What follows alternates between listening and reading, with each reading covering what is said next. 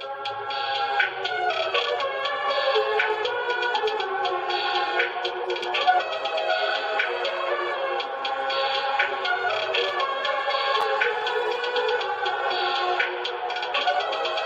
Perfect.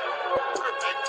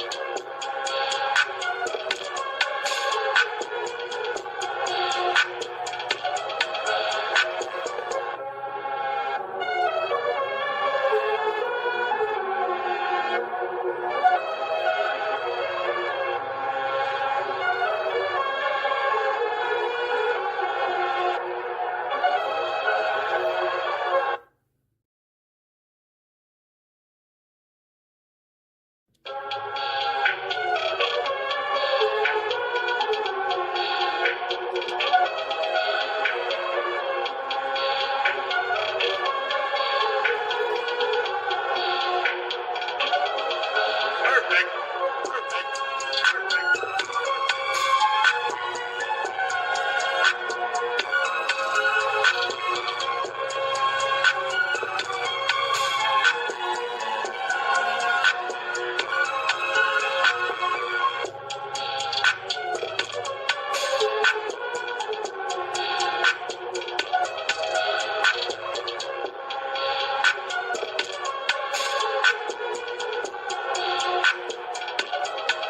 Perfect.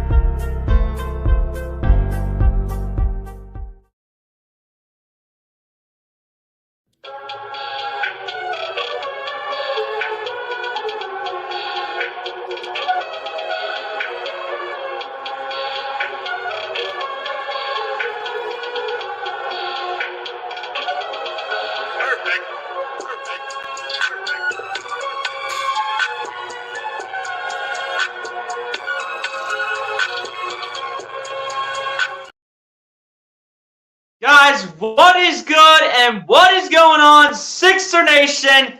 Your boy BLSG back in the building yet again for another Philadelphia 76ers live play-by-play in the year of 2024. That's right, ladies and gents. We are back for another live play-by-play here tonight on the second of a back-to-back after it was a heartbreaking loss and a very brutal loss at that for your Philadelphia 76ers at home against their home crowd. And tonight they match up against the Utah Jazz, where honestly, it does not get much easier for them tonight, because despite the Utah Jazz being a very talented team, all in all, at the very end of the day, they have a lot of key players listed as out, and we are going to get into those very quickly here before the game starts up very soon. But shout out to everyone that's already coming through in the chat, ladies and gentlemen. We got 6 people up in here. Appreciate all you guys for coming through and tuning in already. If you guys have not done so, ladies and gentlemen, be sure to go ahead and hit that like button on the stream. Hit that subscribe button if you guys are new to this channel. And everyone, be sure to go ahead and share out this stream so we can bring more viewers up into the chat. You guys know how we rock and roll as always, so let's get down to business here. Let's start out by going through the chat here. And we got TP2 starting it off. What's going on, TP2? Appreciate you for coming through. Just wanted to say what's up or hello in some aspects of just a way of greeting somebody. But what's going on, TP2? Appreciate you for coming through. Hit the like button if you have not done so, TP2. Appreciate you for coming through the stream. And then following that up, we got my guy TP1 up in here. What's going on, TP1? Appreciate you for coming through as well. Same thing as TP2, TP1. Hit the like button if you have not done so. Appreciate you for coming through the stream. And then we got MC up in here. What's going on, MC? Appreciate you for coming through as well. So let's do the Sixers. You already know what it is, MC. It's not going to be an easy test for the Sixers tonight, but hopefully they can find a way to squeak one out after a brutal loss last night to the New York Knicks. But MC, similar to TP2 and TP1, hit the like button if you have not done so, and appreciate you for coming through the stream. And then we have my guy, SC Sports Talk. What's going on, SC Sports Talk? Appreciate you for coming through as well. And finally, thank you, SC Sports Talk. You're on the 76ers side tonight. Thank you. I want the same energy the rest of the year if we can get that. Let's go. SC Sports Talk, appreciate you for coming through. My guys, say go 76ers. My guys showing love to the Philly team, to the team that's in the city of brotherly love. But hey, SC Sports Talk, appreciate you for coming through, my guy. Hit the like button if you have not done so, SC Sports Talk. Appreciate you for coming through the stream. And you got all the smack talk coming in the chat from my guy, SC Sports Talk. You got him saying, screw the Jazz in the chat. And then a follow-up by saying, I'm going with the 76ers winning 145 to 100 over Utah. Hey, hopefully it happens, my guy. Hopefully it happens. You know what I mean? Yeah, what's going on, SC Sports Talk? Appreciate you for coming through, my guy. And then this guy wanted to go ahead and say that the Jazz could go to purgatory. He said that the Jazz could go to purgatory. That's crazy. Charles Adderley, my guy, another great supporter of the channel. What's going on, Charles? Appreciate you for coming through. Say good night. Let's go. Hey, Charles, my guy, I appreciate you for coming through as well. Charles, another loyal supporter up in the chat here. My guy, Charles Adderley. Appreciate you for coming through, Charles. Hit the like button if you have not done so, my guy. Appreciate you for coming through the stream as well. All the loyal supporters are up in here tonight, and you already know what it is. As then Charles says, like, share, invite, subscribe for each person to be a part of this powerful stream broadcast. Yes, sir, Charles, you already know what it is. Appreciate you and all the love and support that you've shown to this channel for quite some time now. So let's go Philadelphia 76ers. You already know what it is, Charles. Again, it's not going to be that easy tonight, but hopefully somehow in the world with the team that they have available tonight, they can go ahead and find a way to pull off the unthinkable, the impossible, and we're going to get into further details on that in just a little bit here. We got one more comment from my guy Charles Adderley saying Sixers with the bounce back win tonight. Again, it is not going to be that easy, just like I said earlier, and that's where it's going to lead me to the very next point. So, ladies and gentlemen, in terms of the injury report for the Philadelphia 76ers, we will also go to the Utah Jazz side, but I want to go over the 76ers side really quickly here. Hopefully, before the game starts, we can get to that. Let me pull up all the injuries here. So, listed as out tonight for the Philadelphia 76ers is Joel Embiid, listed as out with some type of knee soreness tonight. So he will not be playing in tonight's matchup for the second half of the back-to-back at home against the Utah Jazz here tonight. Then also listed as out is Robert Covington, still out with that illness, so he will not be able to go as well tonight. So hopefully, again, everything hopefully is okay with Robert Covington. Hopefully he doesn't have anything along the lines of C19 or anything like that, or anything that's too serious to keep him out for much longer. Because eventually at some point we're going to need him back on the floor, and it's helpful with everybody that we can get back in return. Then following that up, you also have DeAnthony Melton listed as out with a back injury yet again. Once again, has been ruled out for Saturday's game tonight against the Utah Jazz. So unfortunately, DeAnthony Melton is listed as out as well. And the starting five, guys, I did see it earlier. It looks pretty funky, if you ask me. It's the only way I can describe it. It's pretty funky for tonight, and I'm not even going to lie to you guys when I say that. Then also you have Furkan Korkmaz listed as out for the Philadelphia 76ers with an illness of some sort. So hopefully everything's okay with Furkan Korkmaz. Hopefully the illness is not too serious in any sort of way, shape, or form. And hopefully he can get back onto the court as soon as possible. And then the final injury here from the Philadelphia 76ers is Tobias Harris, listed as out with an ankle injury for tonight's matchup against the Utah Jazz. So the Sixers will be looking a little bit shorthanded tonight, not to mention with some of their best players being ruled out is a reason why it is going to be a very tough task and a tall task here to win against this Utah Jazz team, especially a team that has a lot of talent, a lot of scrappy players on their team. At the end of the day, they just can be competitive. They just have not been able to stack up the wins together. Let me go to the Utah Jazz injury report here. See if there's any key players out for them or just any players overall in general. Let's go to the Utah Jazz side here.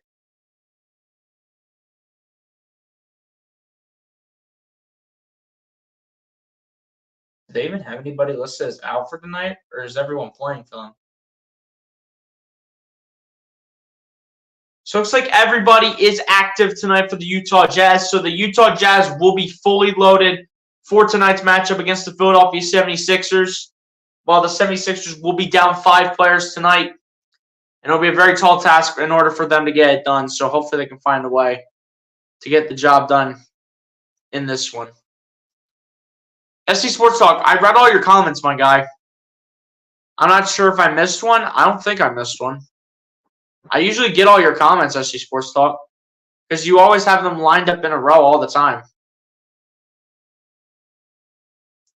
But yeah, I just said that. No injured players for the Jazz. As soon as I looked and saw the injury report, there was nothing there. So in that case, the Utah Jazz do have a fully healthy team. The 76ers down 5 players tonight. Going to be a very tall order tonight for the 76ers in order to find a way to get the job done here against the Utah Jazz. The Utah Jazz coming into this game 16-20 overall, being 5-15 on the road, with the 76ers coming into this game at a record of 23-11 and 13-5 at home ever since losing their game last night to the New York Knicks. Starting lineups coming in here for both teams. For the Utah Jazz is Chris Dunn, Colin Sexton, Simone Fontecchio, Lauri Markkanen, and John Collins. For the Philadelphia 76ers is Tyrese Maxey, Kelly Oubre, Nico Batum, Marcus Morris Sr., and Paul Reed will be drawing the start at the 5. Coming to you guys live from the Wells Fargo Center in Philadelphia, Pennsylvania for the second half of a back-to-back. Let's get it going.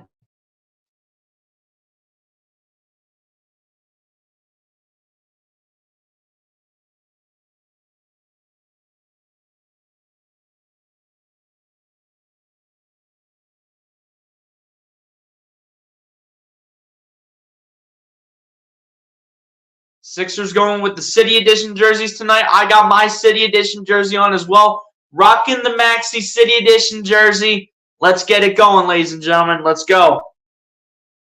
I got through all your comments, SG Sports Talk. I got through all of them. I'm telling you. I wouldn't be lying to you when I'd say it. Lucas Holm, my God, what's going on? Appreciate you coming through as well, Lucas. Hit the like button if you haven't done so, Lucas, which I'm pretty sure you already have. Appreciate you coming through the stream. As the tip is underway, John Collins wins the tip for the Utah Jazz. And here we go in the second half of a back-to-back here in the Wells Fargo Center. This is Chris Dunn with the ball here to start, guarded by Tyrese Maxey. Gets it over to their top player on the starting five, Lauri Markkanen. Markkanen going up with the layup, and it is good for Lauri Markkanen just like so. And Lauri Markkanen getting this one started just like that. Here we go. There's Nico Batum with the ball. Gets it over to Marcus Morris. Morris guarded by Fontecchio, it looks like. Gets over to Paul Reed, over to Batum, over to Morris. Morris the jumper for two, and he gets it to fall here early. There we go. Come on, let's get off to a fast start here. Let's go. No slacking against this team. Come on. Here we go. I do believe this is Chris Dunn with the ball yet again. Chris Dunn looking, kicking it out towards Colin Sexton. Sexton going to drive with the oop up to John Collins, and he gets it to fall. But Batum going to shoot a three, try to respond. It's no good, and Paul Reed cannot answer on the rebound. Come on, Paul Reed. Get in the paint and throw it down or do something. Collins going up with the layup, and he'll be fouled early on here by Paul Reed. This is the only concern I have with Paul Reed being in the starting lineup or just getting a lot of playing time like he's going to have to tonight. He's going to get a lot of playing time tonight, especially with Marcus Morris having to play at the three in the starting lineup. First one to the line is good for Colin Sexton. Could Lauri Markkanen be a future Hall of Famer? I mean, it's early in his career, Lucas, so I mean, it would be a little bit hard to tell. But if I were to guess right now, I'd say there is definitely a chance. As both free throws have been knocked down here by Lauri Markkanen.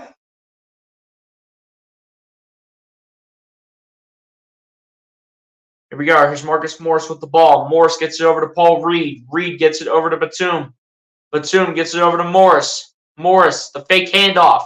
Morris still dancing. Morris going to pull up on the jumper for two. Can't get that to fall. And it's rebounded by Fontecchio. Gets over to Chris Dunn, over to Colin Sexton. Sexton out to the corner where John Collins is wide open for three, but he stepped out of bounds, and it's going to be Sixers ball. Let's go.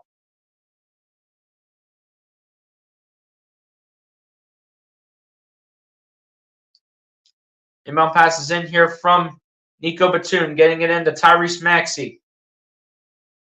Or excuse me, the free throws earlier were done by Colin Sexton. As Maxey loses the ball out of bounds, and it's going to stay with Philly with 15 seconds on the shot clock. Just a little under 2 minutes into this game right now. Maxey to do the inbound. That's taken away by Fontecchio. Fontecchio to Markkanen, and he'll throw it down with the one-handed jackhammer. Come on, Sixers, pick things up right now. Come on. Did we not learn from last night what to do? No defense, turn the ball over. Did we not learn anything from last night? Did we not learn anything? Apparently we're running the film room long enough. This isn't rocket science, guys. Come on. Colin Sexton or Tyrese Maxey? I'd say I'm going to go based on who has the brighter future. I'm going to go Tyrese Maxey. But Colin Sexton, normally when he would be in the starting five, normally wherever his role is, when he's not in the starting five, I should say, he really does make a great sixth man. Not to mention he has had experience in the starting lineup, so he knows what it's like to play both in the starting five and off the bench. But I would still consider Maxey better than Colin Sexton. This is not good. Yeah, they need to pick it up. Apparently they learned nothing from last night. Apparently they learned nothing from last night against the New York Knicks. Stay focused. Exactly. Exactly. Thank you, Charles. Charles, you need to be the coach at this point. Go be Nick Nurse's assistant coach. Go take over the Rico Hines runs. Go do something. And tell this team to contribute more than what they're doing right now, because as of right now, they're just throwing all this nonsense into the garbage. I think Colin Sexton could develop into an all-star. It's definitely very possible. it definitely is possible for Collin Sexton to develop into an all-star. It's definitely doable for Collin Sexton. It is extremely doable for him to make that happen.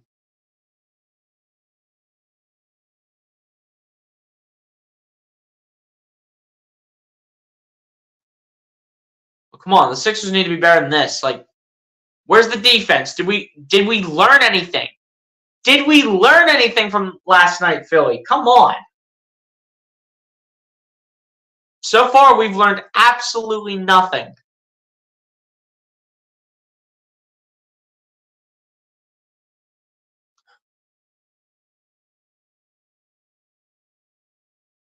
It's like a no-show that attitude. Come on, Sixers. Thank you, Charles. Thank you. They better start waking up. I don't care about Nick Nurse's first season as a 76ers head coach with his record. I don't care about that right now. I care about the 76ers learning how to play some defense, which apparently they didn't learn how to after last night's game. And same thing with the offensive side of things. So they can't seem to get to the cup. They can't seem to shoot the ball. They can't seem to do anything right now. They better start picking it up. Otherwise, it's all scripted. As Reed has the ball here for the 76ers, gets it over to Kelly Oubre. Oubre trying to find Reed, finds him. Reed battling against Markkanen, can't get the ball, and it's Markkanen with the rebound. Markkanen bringing it down the other end, fakes the pass, gets over to Collins, over to Sexton. Sexton guarded by Batum, kicks it out to Collins. Collins coming in the lane. Collins putting it up for two, gets that to fall. It's too easy. Come on, guys. What are we doing? Standing around like sticks or something? Or what are we doing here? Reed gonna shoot a jumper. Thank you, B-Ball Paul. Thank you.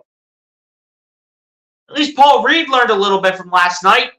The rest of the team needs to start taking some notes. Start writing down a checklist. And thank you. Paul Reed playing some great defense right there. And he comes away with a steal and puts it in the hands of Batum. Back to Reed, over to Maxey. Maxey going to his right, dancing. Maxey, the step-back triple. Thank you, Tyrese Maxey. As Maxey gets it to go for the three-point swish. Let's go. Thank you, Tyrese. Let's learn something here. Sexton with the wide-open running lane. Where's the man on Collin Sexton? Just let him run away like he was ready to scurry off into the promised land. As Oubre tries to go up with the layup off the glass. Can't get the fall, but it's going to be a foul here on Collin Sexton. So Kelly Oubre Jr. will step to the line. Nice step back three right there by Tyrese Maxey. Kelly Oubre looking to make it a three-point game. First one at the line is good for Kelly Oubre. Let's go. They should have brought some players in from the G League to play tonight. I think they have a couple players elevated for this game. I think Terquavion Smith is up. Ricky Council's up. I think they have a couple players up from the G League TP1, if I remember correctly. Here we go. Chris Dunn with the ball right here. Gets it to Simone Fedicino. Gets it over to John Collins. Over to Collin Sexton. Sexton to Fedicino. Gets it back to Sexton. Sexton left. Denied by Paul Reed. Into the hands of Maxey. Maxey with the ball here, standing at the wing. Finds Morris. Morris the three ball. Swish for Marcus Morris Sr. Let's go. That's what I'm talking about right there. Let's go. Come on. 10-2 run for the Sixers in the last minute 25. We have a foul here called on, looks like Kelly Oubre.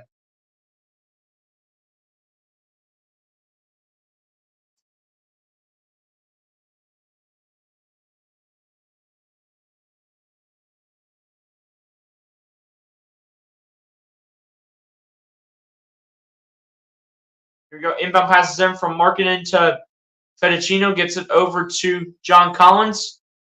Collins gets it to Chris Dunn. Chris Dunn to Collins. Collins, the sidestep three, gets it to go. Or rather, it's a two-pointer here for John Collins, I should say. Here we go with Max to bring it down the floor. Oubre takes the three after the pass.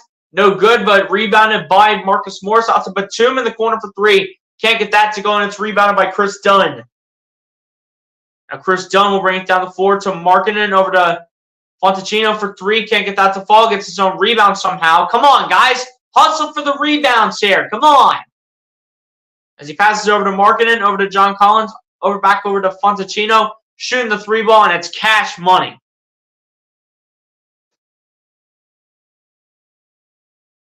Simone Fontecchio is the man getting wide open for this team. Looks like we do have a foul here, and it's going to be on Chris Dunn. This will be on the team's starting point guard, it looks like. As they're still continuing to bring Jordan Clarkson off the bench.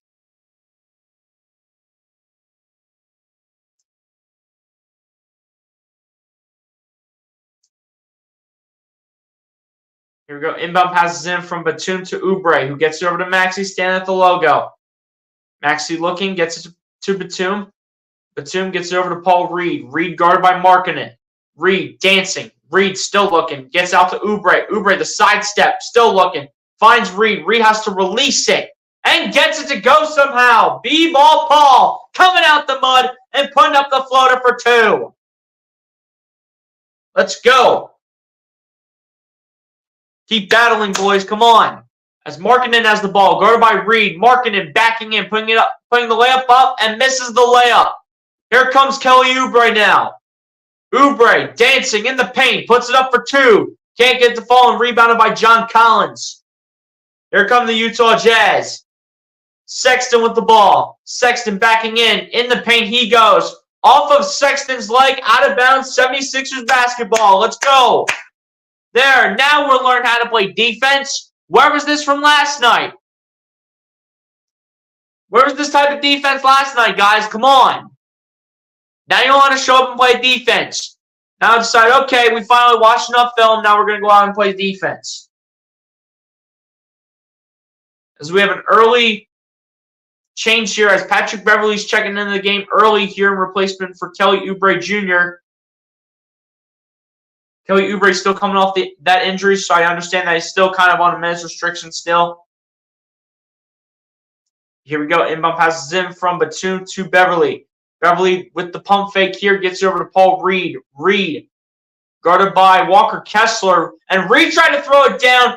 Hung under the rim for way too long. But it does not matter as he's going to be fouled on the play here. Looks like it's going to be on Walker Kessler.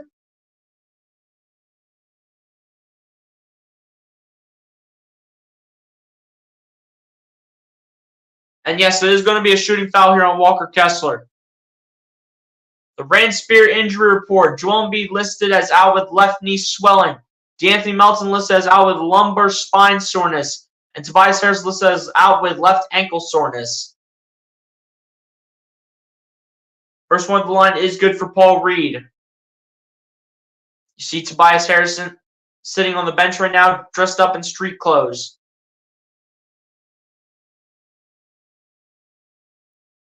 Come on, Paul Reed, let's go. Put the second one in here. Come on, let's go.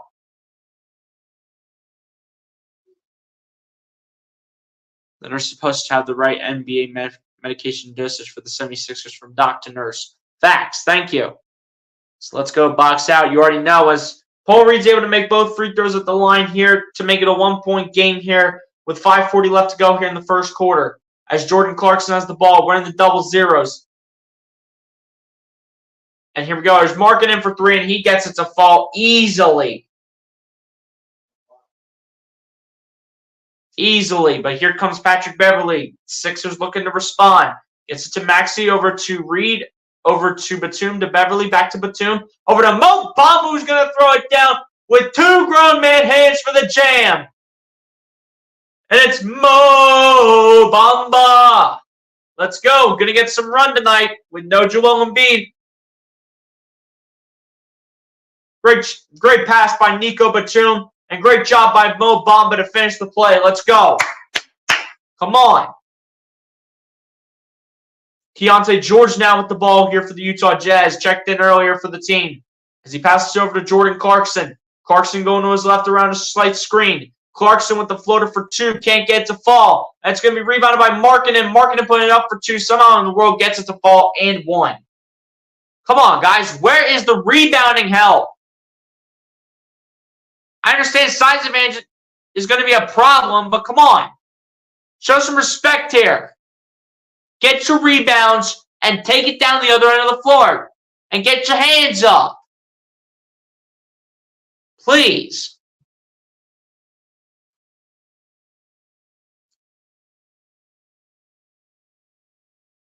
And the free throw is good for Lauri Markkanen to complete the three-point play. 5-point game still under 5 minutes left in the first. As Beverly gets to Batum, over to Jaden Springer, who also checked into the game. Gets it back over to Beverly.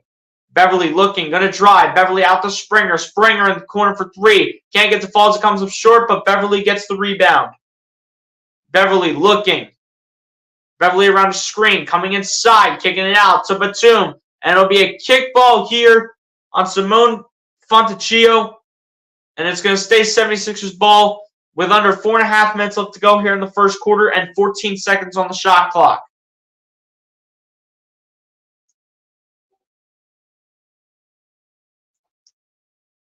Here we go. Inbound passes in with Beverly having the ball. Beverly, the floater for two, gets it to go.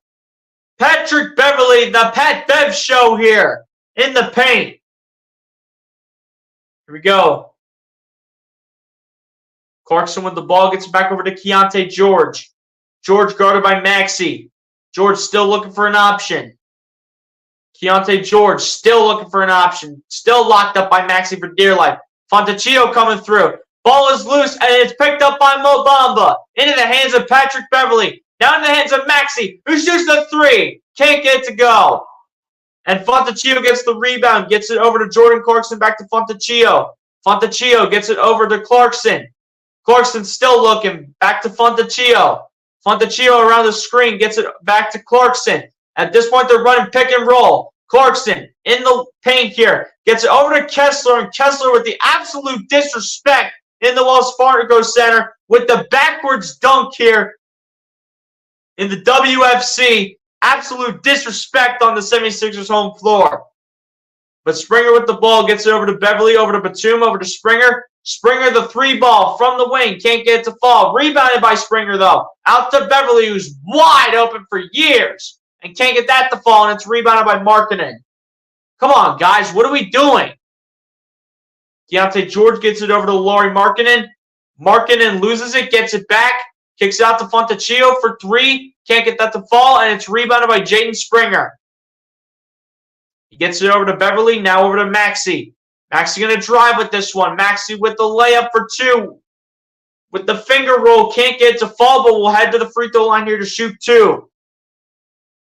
It's going to be a foul called here on Lauri Markkanen as we have a timeout called by the Jazz as well.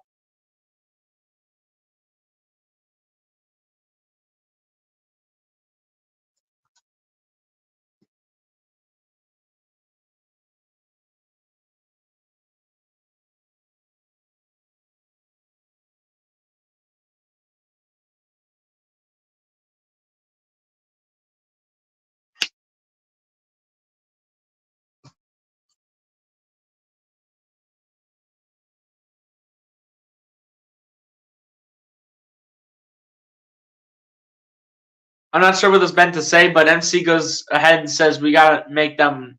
I think it meant to say that we gotta make them earn it or something. So let's go Sixers. That's what she meant to say. She meant to say we gotta make them buckets. Yeah, you already know. We gotta make them. At the same time, though, we gotta play defense. We finally wanted to learn how to play a lick of defense after last night's massacre in the Wells Fargo. We finally wanted to learn how to play defense. The good news is, though, is that the 76ers can potentially make this a three-point game here with under 3 minutes left to go here in the first quarter. And, guys, keep in mind that this is also potentially a game where the 76ers could look to add like one or two of these guys when we come up towards the trade deadline. Which is probably about a month away at this point, I would say. I would say it's about a month away. Up to the point that we're in.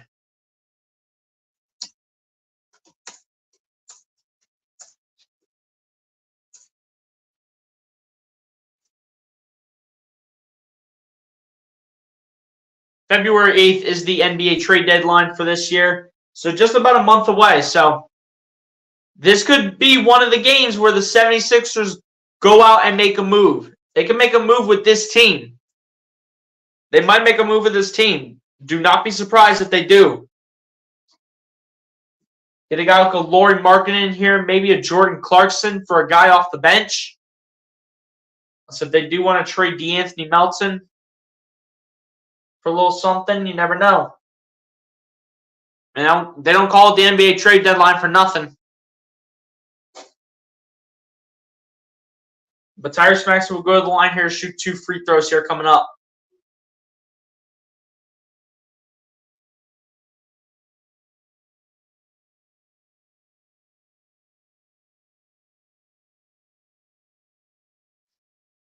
All right, Tyrese Maxey to step up to the free throw line here. Looks like you have Mo Bamba run the 5, and I think you have Paul Reed run the 4. First one on the line for Tyrese Maxey is good. No, you do not have Paul Reed on the floor, so it looks like Paul Reed's on the bench. It looks like the Sixers are getting a little bit creative here. As the second one for Maxey is good as well. Kelly Olynyk checks into the game here for the Utah Jazz. Looks like he's pairing up here with Walker Kessler. And Maxey comes away with the steal. And Maxey's going to lay up and put it through. Tyrese Maxey giving Keontae George the stare down after that bucket, saying, "Get out of my way, little boy." Kelly Olynyk with the ball here. Guarded by Kelly Oubre. Gets it over to Keontae George. Keontae George gets it over to Jordan Clarkson. Clarkson dancing around. Clarkson in the paint. Puts it up for 2. Gets it to go. Come on, Sixers. Pick things up here. Come on. Here we go. There's Patrick Beverley with the ball here for the 76ers. Beverley gets it over to Mo Bamba. Mo Bamba looking to bully past Kelly Olynyk, but Walker Kessler's right there for the rebound after Mo Bamba misses the easy layup. As Jordan Clarkson hands it off to Kelly Olynyk over to Walker Kessler, and it's way too easy. I get another big man out there. Why is Paul Reed off the floor?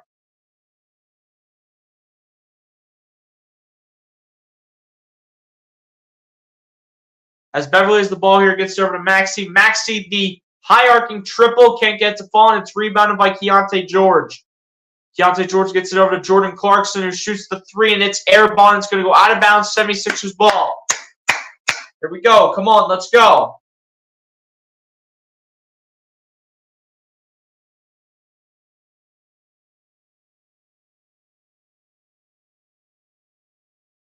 My guy Charles in the chat says, "Let's go Sixers." You already know. The Sixers are making it a lot more competitive than what it should be right now, if I'm being completely honest. As Oubre gets it over to Mo Bamba. Bamba dancing around. Gets it out to Springer. Again for 3. Can't get the ball as it swirls around the iron. And it's rebounded by Keontae George over towards Kelly Olynyk. But no, it's stripped away and it's picked up by Springer. Springer to Beverley. Beverley in the lane with the layup for 2. Gets it to fall. Let's go, Pat Bev. Gets it to fall off the glass. Let's go. As Keontae George gets it over to number 30. I do believe that's Ochai Agbaji. And we're going to go the other way with it as the ball goes out of bounds. 76ers ball coming up. Let's go. Let's go. Come on. But great defense, though, by Kelly Oubre with the strip on Keontae George. And now it's 76ers possession. As Springer has the ball, gets over to Oubre, over to Beverley. Beverley in the lane, finds Springer, and Springer's going to throw it down with 2 grown man hands for the jam. Was it Jaden Springer or was it KJ Martin? Because KJ Martin's getting some run right now, too. It might have been KJ Martin, actually. As Clarkson has the ball here for the Utah Jazz. Clarkson putting it up for 2, gets it to go, and 1 coming up. Jeez. Come on, guys. Where's the defense at? Come on. Who got the dunk? Was that KJ Martin? It was KJ Martin. That's my bad. That was on KJ Martin. That was KJ Martin with the basket, not Jaden Springer. I thought Jaden Springer had the bucket. Turns out it was KJ Martin. as Clarkson is able to complete the three-point play, and the Utah Jazz will be up by 4 points, 32-28, with under 20 seconds left to go here in the first quarter. Sixers looking for one more shot with the shot clock being turned off. Beverly with the ball here. 76ers are going to take their time. Pat Bev's going to drive, kick it out to Martin in the corner for three. Way off target, and for the moment it was possessed by the Jazz, but Keontae George has that go out of bounds. It's going to go back with the Sixers here with 3.5 seconds left on the shot clock, left on the game clock here in the first quarter. You got Batum coming in here for some offense here to replace KJ Martin. It's not a lot of run here for KJ Martin here in this first quarter, but hopefully enough to help the 76ers out as Batum inbounds into Bamba. Back to Batum for three. Can't get it to fall. And that is going to be how the first quarter comes to a close. So the 76ers still down right now to the Utah Jazz, but making it a lot more competitive than what it should be right now. Without 5 of their key players, they're making this a 4-point game, but in favor of the Utah Jazz, though 32-28 as we move on to the second quarter.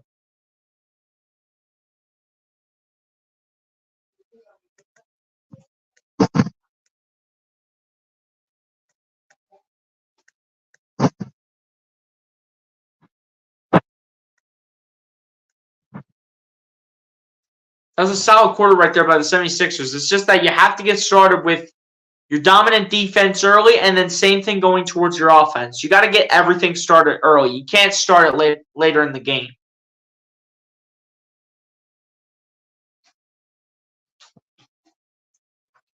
As my guy Charles coming up in the chat saying, please like, share, invite, subscribe for each person to experience Yoshi Sports Talk channel. Hey, Charles, I appreciate it, my guy. I appreciate you again for being a loyal supporter. Saturday night NBA action is fantastic. You already know, my guy Charles. You already know. Just pump it up. You already know. We're pumping. We're here to support the 76ers tonight, as always. At the end of the day, with them being down 4, a little tough right now, but with them being a little shorthanded too, down a couple of their best players, especially when we're talking about Joel Embiid, Tobias Harris, DeAnthony Melton, no Robert Covington.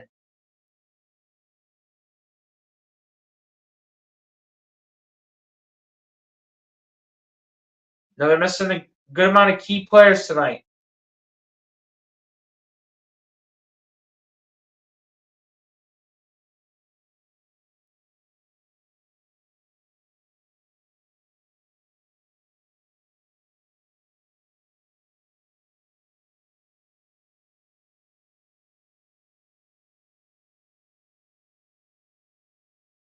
And not to mention, no Furkan Korkmaz, the Turkish delight, is not available either. As I sometimes like to call Furkan Korkmaz. I like calling him the Turkish delight sometimes.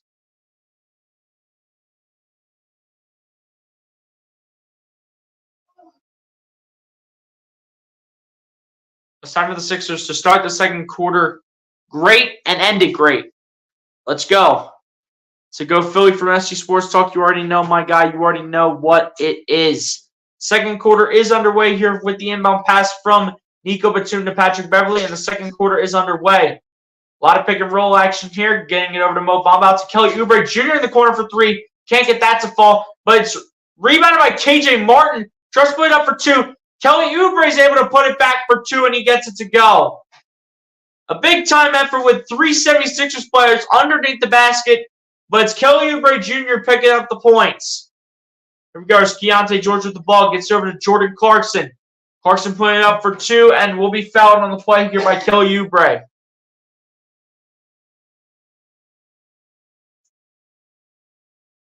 Kelly Oubre would love to have a word with the official about this one.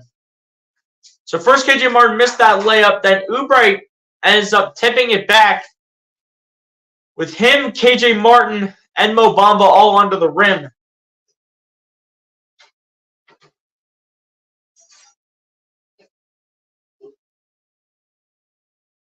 But Kelly Oubre is going to take his foul here with a grain of salt here and just move on. Second one of the line for Jordan Clarkson is good to make it a 4-point game here in favor of Utah. 76ers looking for a response.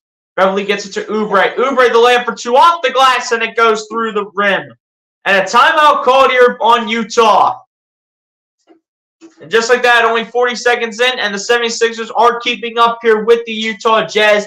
Just down by 2 here, and just 40 seconds into the second quarter here. And the 76ers, the short-handed Philadelphia 76ers, are still fighting for a chance at the lead.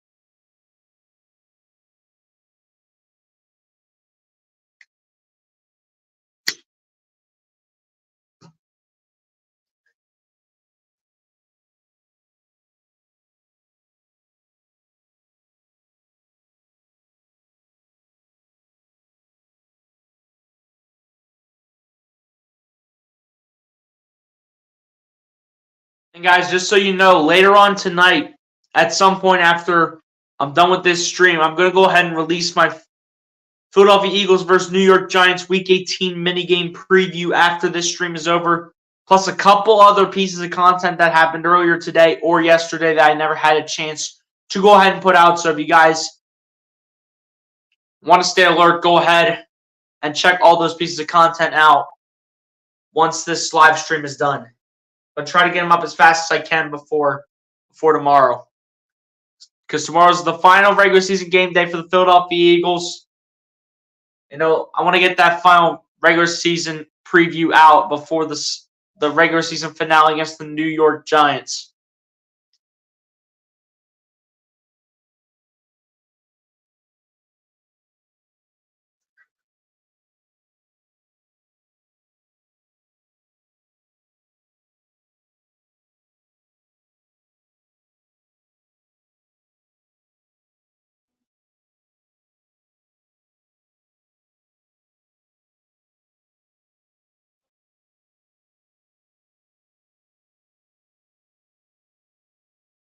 Here we go, guys. The 76ers still fighting for their lives here. Looking for a lead.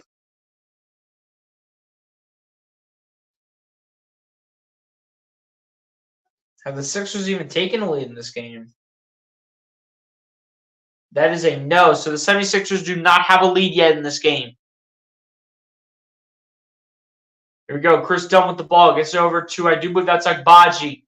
Gets it back over to Chris Dunn. And Chris Dunn looks like he's going to be fouled here by Kelly Oubre. And Nick Nurse is going absolutely berserk on the bench right now. Going absolutely insane.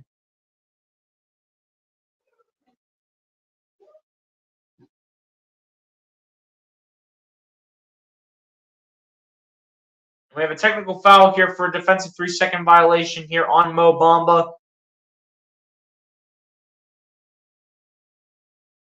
So the technical free throw is good for Jordan Clarkson, who did elect to shoot the free throw.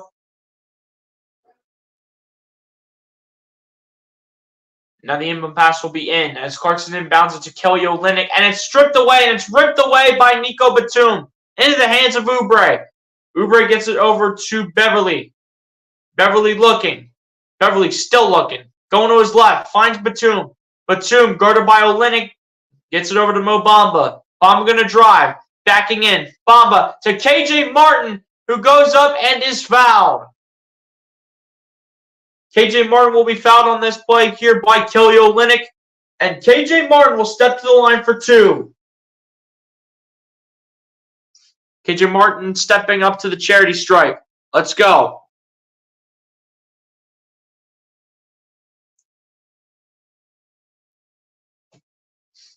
First one on the line for KJ Martin is good.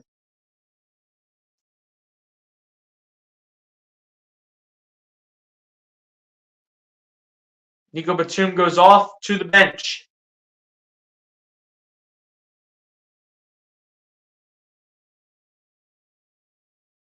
KJ Martin barely getting any playing time, especially with the Sixers this season. Mo Bamba able to pick up the rebound after the missed second free throw by KJ Martin, as Patrick Beverley now has it. Beverley looking. Beverley putting up the floater for two. Almost got it, caught in the rim, but it's rebounded by Chris Dunn. Chris Dunn passes it over to Clarkson, over to Olynyk, over to Chris Dunn, who shoots the three ball, and he can't get it to fall. It was going to be rebounded by KJ Martin, but we do have what looks to be a foul called against the Sixers. Just trying to figure out who it's on. It might have been on KJ Martin. As Kelly Olynyk has the ball here, gets over to Chris Dunn. Chris Dunn gets out there to Jordan Clarkson. Clarkson looking. Clarkson, the shot up for three from the wing. Can't get to fall, and it's rebounded by Kelly Olynyk. But no, Kelly Olynyk ends up fouling Patrick Beverley, so Kelly Olynyk's going to be called for the foul. And we're going to be going the other way with it. And Pat Bev is talking smack on the floor. You best believe he wants to have a word right now with Kelly Olynyk. Saying, get off my face, little boy. As Beverley has the ball here, gets over to Marcus Morris. Morris dancing, kicking it out to Beverley. Beverley wide open for three from the wing. And he gets it to go. Patrick Beverley with the bullseye here to give the Sixers a 1-point lead. Clarkson looking to respond and cannot do so. As Kessler with the rebound, still gets the rebound. Gets it to Clarkson, over to Chris Dunn. Out to Agbaji for three. Can't get it to fall. It's rebounded by Kessler.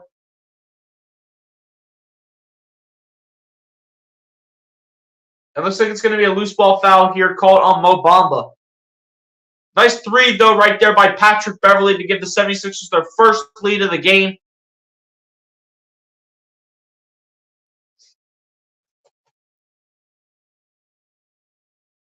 And call that a lead change. Agbaji with the ball here. Agbaji gets it out to Olynyk, over towards Chris Dunn. Chris Dunn kicking it out to Agbaji. Agbaji for three. Can't get to fall, and he stepped out of bounds regardless. So it is going to be 76ers ball once again. Another costly turnover by Utah.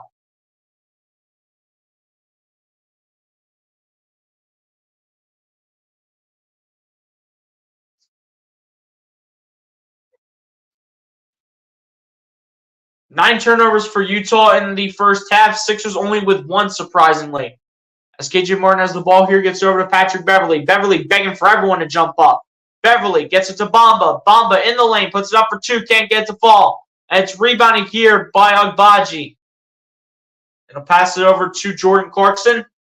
Clarkson going to drive, put it up for two, can't get to fall. It's going to be a foul called again here on KJ Martin.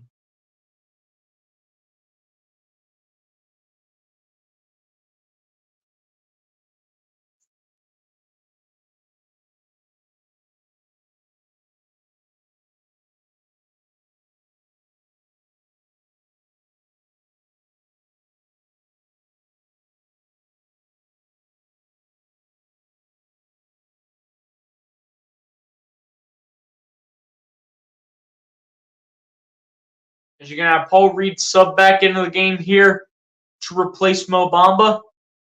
It looks like KJ Martin's going to go off the floor too. Unless if he's just going towards closer to the backcourt.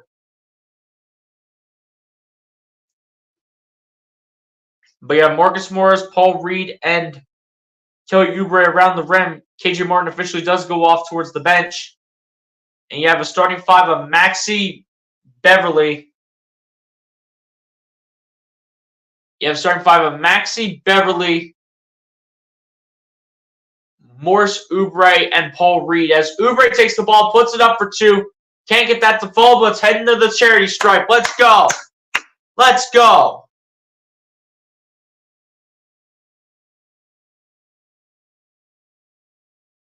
Why does the head coach of the Utah Jazz look like Walker Kessler's knockoff cousin?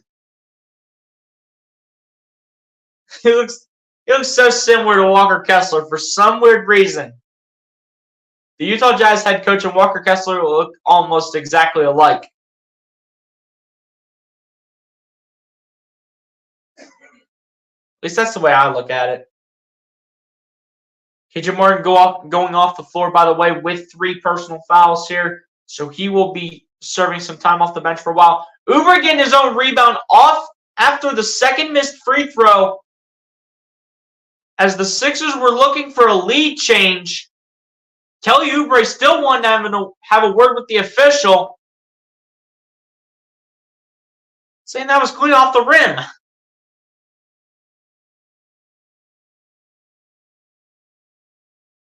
Here we go. Kelly Olynyk inbounds it here towards Chris Dunn.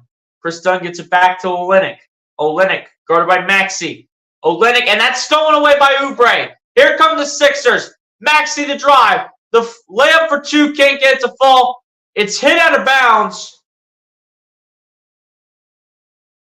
Looks like hit out of bounds by Maxey. So it's going to go with Utah here as we have a tie ball game still. As Olynyk has the ball here for the Utah Jazz, gets over to Jordan Clarkson. Clarkson looking, dancing, gets it out there to Olynyk. Olynyk going to drive on Maxey, puts it up for 2, gets it to go. Come on, where's our centers? Where are our centers at?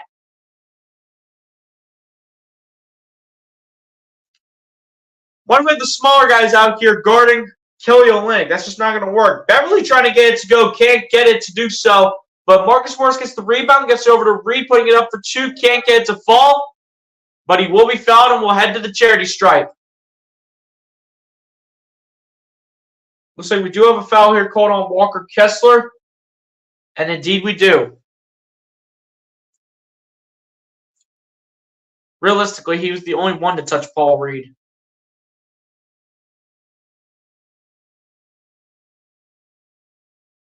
First one on the line for Paul Reed is no good. Come on, B-ball Paul. We need these free throws.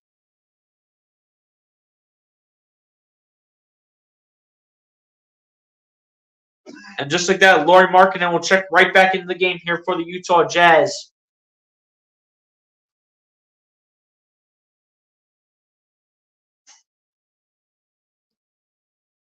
And so did John Collins to replace Walker Kessler, it looks like. Second one on the line is no good as well for Paul Reed. Come on, Paul. You got to knock that down. And that's knocked away on the pass by Marcus Morris in the hands of Oubre. Oubre in the lane with the layup for 2. Can't get it to fall, but will be fouled by John Collins. Let's go. Come on. Your Philadelphia 76ers are in the bonus as Kelly Oubre Jr. heads to the free throw line. Nice deflection right there by Marcus Morris in the hands of Kelly Oubre. That was perfect. First one on the line for Kelly Oubre is good. Great defense right there by Marcus Morris. That's exactly what we need.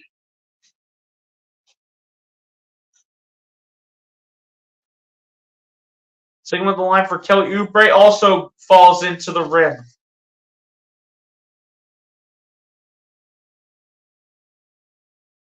Nine of 9 from the free throw line of the Utah Jazz. 10 of 14 from the free throw line are the 76ers. As Olynyk has the ball here, driving on Morris, driving towards the rim. That's going to stay Utah Jazz basketball, still with a tie ball game here.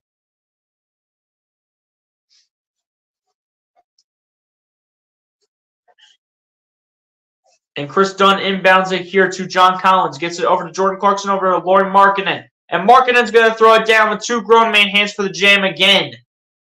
And here come the Sixers. Here comes Maxey. Maxey gets it over to Beverly, over to Oubre in the corner for 3. Bullseye from Kelly Oubre Jr. And that's what we like to call lead change. 76ers by 1. John Collins in the lane. He's going to throw it down and back to the lead change in favor of the Utah Jazz. Here we go. Back with the Sixers, though, as Beverly has the ball. Beverly looking. Puts it up on the floater for 2. And once again, the lead change goes back and forth as Beverly makes the driving, floating layup. Or the driving, floating jump shot. Chris Dunn with the ball, gets it out to John Collins, over to Olynyk, over to Markkanen, who is going to be fouled on the play here. I do believe this is going to be on Kelly Oubre. It's either between him and Marcus Morris.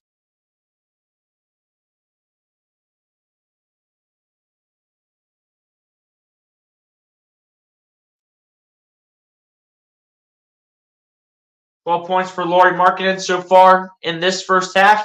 Gets the first free throw to go from the line. Very tight game here between the 76ers and the Jazz at home.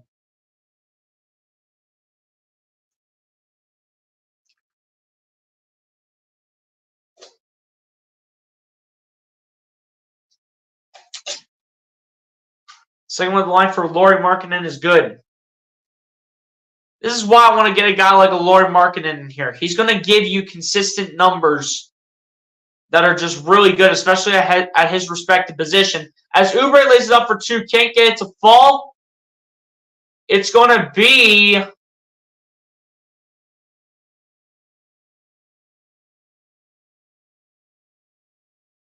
I can't tell who it's going to go to. Whose ball is it?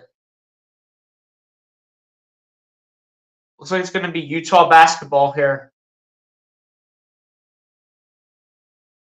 But they couldn't tell, so I think they're just going to do a jump ball. But I really think that it's going to be... I really think it should be possession of Utah, if I'm being completely honest. But they can't tell, so they're just going to go to a jump ball here where they're going to have Paul Reed and John Collins jump it up.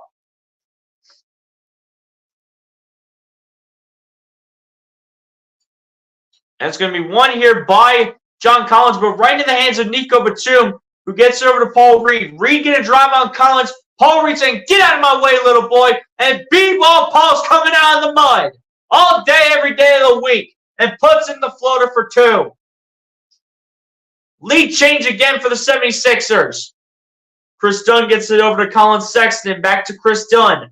Chris Dunn looking, going to drive against Oubre. Now going to go back out. Gets out to Sexton. Sexton going to drive. Into the paint he goes. Sexton gives it right to Nico Batum. And Batum says, "Let's go." Batum gets it to Morris. Morris wide open for three. Almost goes in, and it's rebounded by Markkanen this time. But Sexton with the ball with the alley-oop here to John Collins, and that falls for two.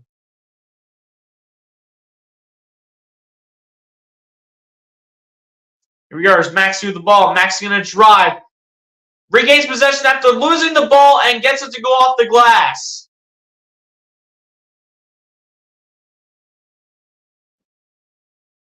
Colin Sexton with the ball, going to his right. Colin Sexton going to drive against Oubre, and it's going to be a call-out charge on Colin Sexton, and we're going the opposite way with it, and Kelly Oubre's all fired up.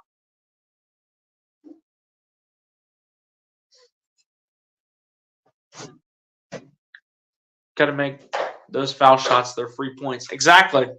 Exactly. But the problem is, though, it's just a lot of pressure on the players, though, TP1. It's a lot of pressure on these players. In this quarter so far between the two teams, 4 ties between the two teams and 9 lead changes. Maxey with the ball here for the Sixers. Battling against Fontecchio. Maxey the 3 ball. Can't get to fall. It's rebounded by Markkanen. It's over to Sexton, over to John Collins, and he's going to throw it down with true grown man hands for the jam.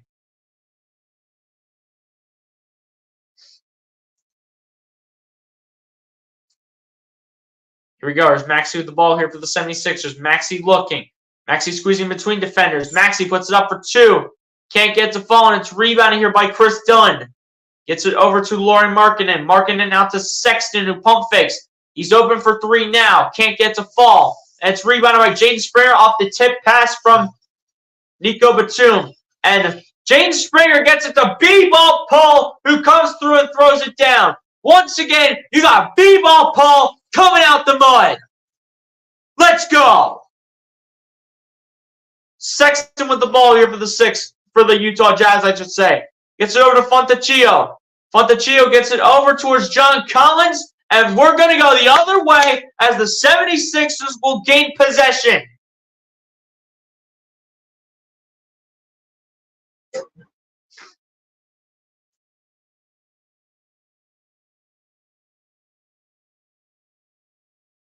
As Morses the ball gets over to Jaden Springer. Springer gets it over to Nico Batum, which it's off of Maxi's foot, which it goes out of bounds. It's going to go with the Utah Jazz now with 3:50 left to go here in the first half.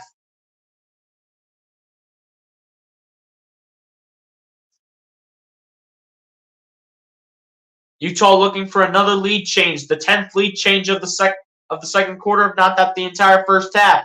But John Collins going to put it up and put it in for 2, and another lead change here in favor of Utah.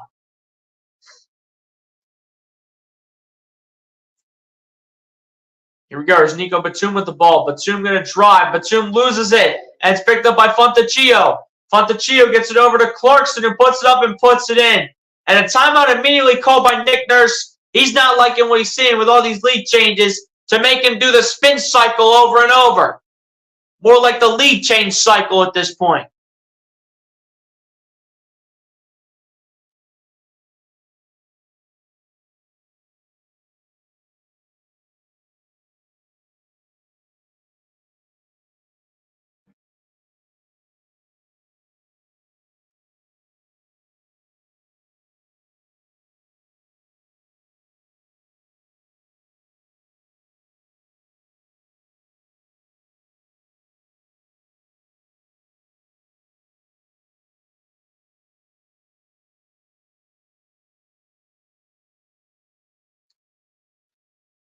But yeah, guys, talk about a back and forth game so far, though. Talk about a back and forth game.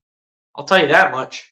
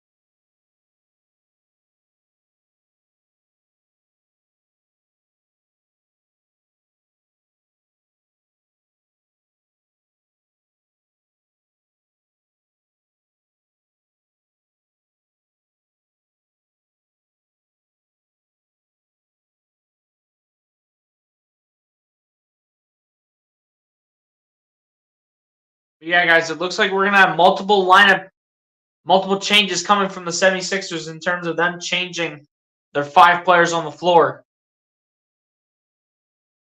Looks like we're going to have Kelly Oubre coming for Nico Batum, Patrick Beverley coming in for Paul Reed, Mo Bamba coming in for Jaden Springer, and a couple more changes to the 5 players on the floor as well. 10 points tonight for B-Ball Paul. You gotta love what he's doing right now.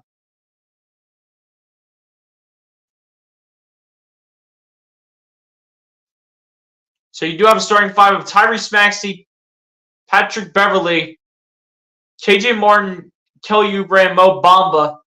That is your 5 on the floor right now. As Oubre has the ball, takes the 3-point shot, can't get it to go. Mo Bamba tries to get it back or at least have it go off of John Collins. But that's denied as we're going to go the other way with it.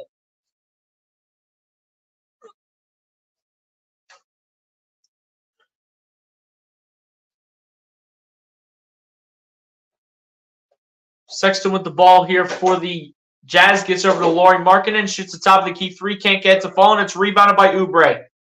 Here come the Sixers now. Oubre with the ball dancing. Oubre still looking. Finds Maxey. Maxey guarded by Fontecchio. Maxey putting it up for 2. Can't get to fall as it goes off the rim. It looks like we do have a foul call here.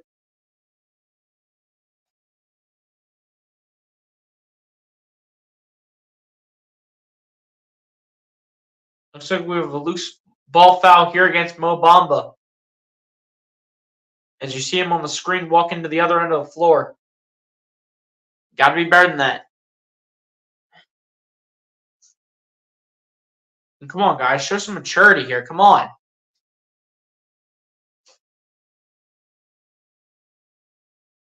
First one of the line is no good here from John Collins. Who is the one taking the free throws here? 3 personal fouls as well for Mo Bamba. So it might be time to get Paul Reed back in the game real quick. With Mo Bamba now having 3 fouls in this game. John Collins able to put down the second one.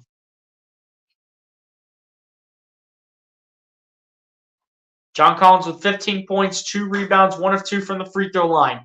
As Max is the ball here for the Sixers. Maxey looks for his options, finds Beverly over to Bamba. Bamba in the lane, putting it up for 2. Puts it in for 2, and 1 coming through from Mo Bamba. Getting it through up off the glass, and a foul's going to be called here on Lauri Markkanen.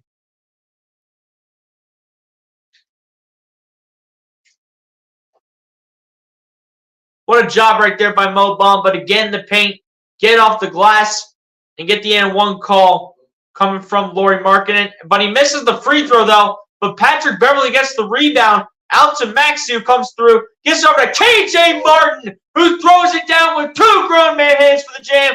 Less than 2 minutes left to go here until halftime. And we got a tie ball game here at 54 points apiece. Sexton with the ball here, going to drive. Sexton the layup, gets it to go past Mo Bamba. But Mo Bamba says, let's go. As he gets into Beverly, into Maxey. Maxey looking. Maxey going to drive, kick out. Beverly, the 3-ball from the corner. Bullseye from Patrick Beverly. Lead change once again. 76ers up by 1. 57-56. Under a minute and a half left to go here in the first half. Sexton with the ball yet again. Finds John Collins. Collins going to drive. Collins looking as taken away by Mo Bamba. And he passes it over to Beverly, over towards Tyrese Maxey, who loses it. And it's picked up by Lauri Markkanen. Markkanen going to come through and throw it down with one hand for the jackhammer. And here we go. Here's Beverly with the ball again. Gets it over to Oubre. Oubre looking, going to his right. Shoots a long 2, it looks like. And it's no good. And it's going to be rebounded here by Fontecchio. And Maxey tries to take it away from the pass here, which it was intended for Colin Sexton. But it's picked up right back by Fontecchio, who gets it into the hands of Jordan Clarkson. Clarkson looking around. Finds John Collins. Collins going to kick it out. Fontecchio for 3. Can't get to fall. It's rebounded by Pat Bev. Here come the Sixers now. Beverly with the ball here for the Sixers. Beverly looking to release one more shot. Somebody has to take it. Beverly looking. Finds Maxey. Maxey guarded by Clarkson. Maxey back to Beverly. Beverly going to drive. Beverly the floor for 2. Can't get to fall as the shot clock expires, but the shot was released in time. Clarkson a deep 3. Can't get it to go. And we have officially approached halftime, ladies and gentlemen, with a 1-point game here between the Utah Jazz and the Philadelphia 76ers. However, it is the Utah Jazz leading by a singular point against the Philadelphia 76ers, 58-57. As ladies and gents, on that note, we have approached halftime.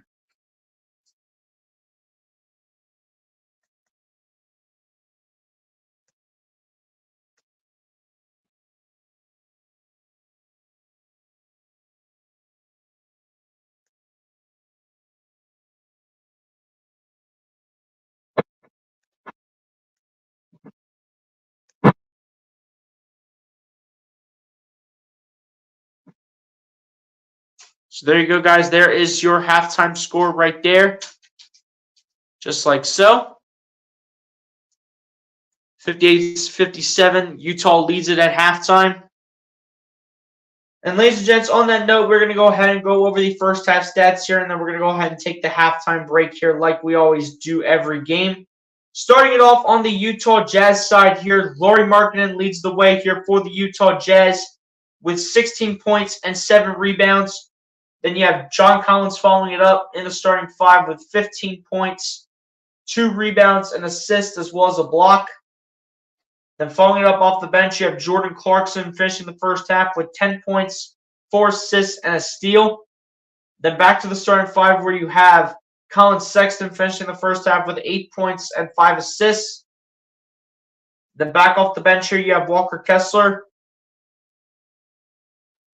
wrapping up the first half, finishing it with 4 points and 2 rebounds. Then back over to the starting 5 where you have Simone Fontecchio finishing the first half with 3 points, 5 rebounds, 2 assists, as well as a steal and a block each. Then to round it off for the first half stats here for the Utah Jazz's players is Kelly Olynyk back off the bench, finishing the first half with 2 points and 2 assists to end off the first half stats for the Utah Jazz. Now over to the Philadelphia 76ers side now. As you mainly have Paul Reed being your main guy leading the...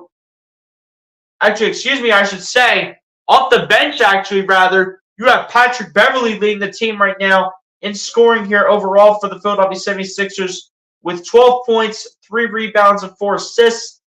Then back to the starting 5 here where you have Paul Reed finishing the first half with 10 points, 2 rebounds, and an assist. Then you have Kelly Oubre in the starting 5 finishing the first half with 10 points, 2 rebounds, 2 assists, and a steal. Then following that up is Tyrese Maxey finishing the first half with 9 points, a rebound, 3 assists, and a steal. Has to be right with the shooting, though, as he's shooting 3 of 11 from the field and 1 of 4 from three-point range. Then back off the bench, you have Mo Bamba finishing the first half with 6 points, 4 rebounds, and an assist, as well as a block. Too many personal fouls, though, coming from Mo Bamba, though, with 3. And same thing going to the next guy here in KJ Martin as well. But despite the 3 personal fouls for him, he's finished the first half with 5 points, a rebound, and a steal off the bench. And then to round out the first half stats here for the players individually is Marcus Morris Sr. finishing the first half with 5 points, 2 rebounds, and assists, and as well as 2 steals and 2 blocks to end off the first half stats here for your Philadelphia 76ers. Now over to the team stats now, as the Utah Jazz are currently shooting the ball right now at a field goal percentage of 55% to the Philadelphia 76ers 38.9%. The Philadelphia 76ers are currently shooting the ball 23.8% from three-point range at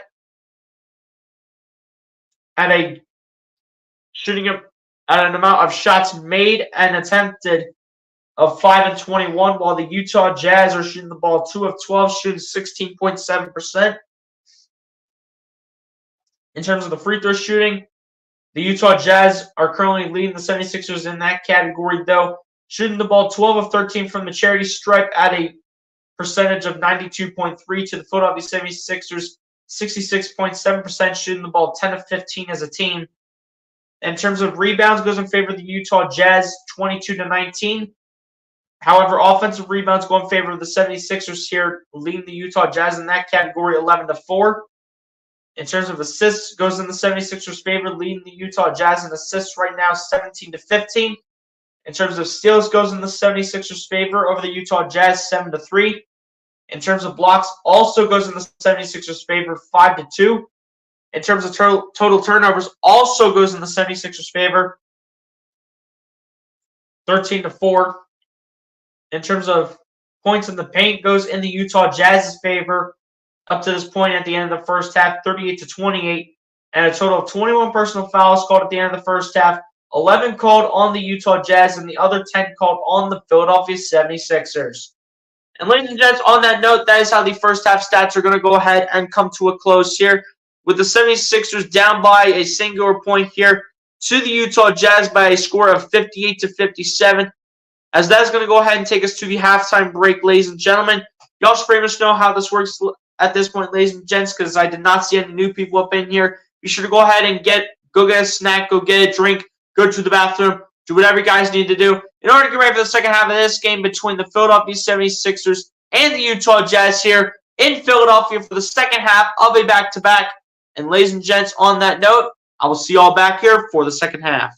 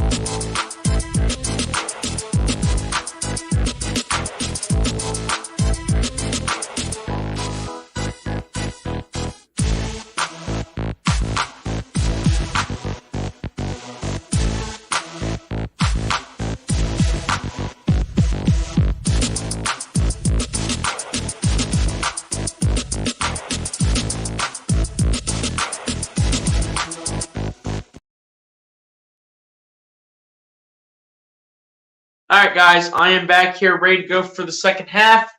As the second half just got underway, as the 76ers have the ball to start. As Kelly Oubre has the ball, is going to drive to the basket, ended up shooting it, and will be fouled here by Chris Dunn. So Kelly Oubre here will go to the free throw line here to shoot 2 free throws. And Chris Dunn is shrugging his shoulders. He's like, what did I do? What happened? You know what you did, Chris Dunn. Stop lying. First one on the line for Kelly Oubre is good to tie the game up already. 76ers looking for another lead change. 11 points, 2 rebounds, 2 assists for Kelly Oubre, making 12 points for Kelly Oubre Jr. on the night. And lead change with the 76ers going back up by a singular point. But here we go with Chris Dunn having the ball, gets it over to Colin Sexton. Sexton with the ball, gets it over to Lauri Markkanen, shooting the 3 ball. Can't get the fall, and it's rebounded by Paul Reed. That's going to go in the hands of Tyrese Maxey now. Maxey going to take the ball inside the 3-point line. Maxey finds Reed, now finds Oubre. Oubre looking, dancing around for dear life. Gets it out to Maxey. Maxey the jumper for 2, gets it to go. Tyrese Maxey with a nice 2-point mid-range jump shot. Big time for that when it matters most here for Tyrese Maxey. Chris Dunn with the ball, gets over to Colin Sexton. Sexton going to drive, spin, put it up for 2, and puts it in. Puts it in off the iron and makes it a 1-point game yet again. As Maxey now has the ball. Maxey with the step back, sidestep 3, can't get it to go, and it's rebounded by Sexton. Sexton going to find Fontecchino. Fontecchino putting it up for 2 and puts it in. And back to a lead change here in favor of Utah. As Batum goes in the corner for 3. Can't get that to go. Goes a little too strong off the rim. And it's rebounded here by Chris Dunn. Gets it over to Sexton who puts it up. And that is rejected for years. But a foul will be called here on Philadelphia. Looks like it might be on Oubre.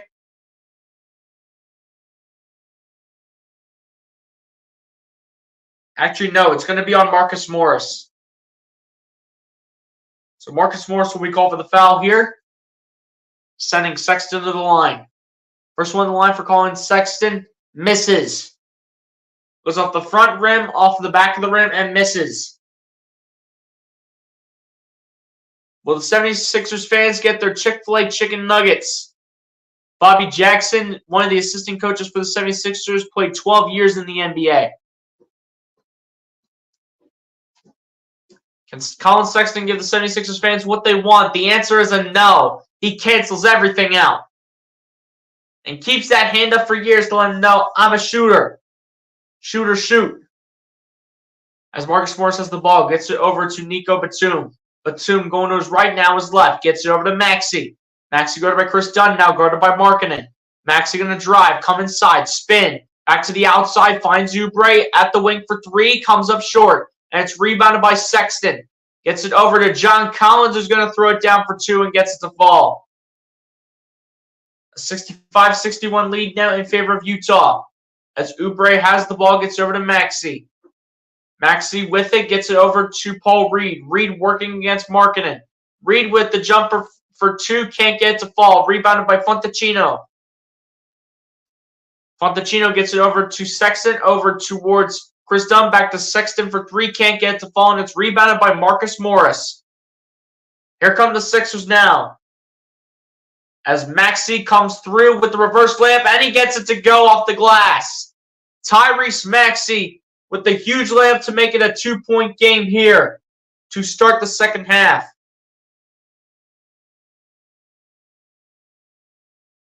And Sexton gets it over to Markkanen, puts it up for 3, and it is wet like water here for Lauri Markkanen.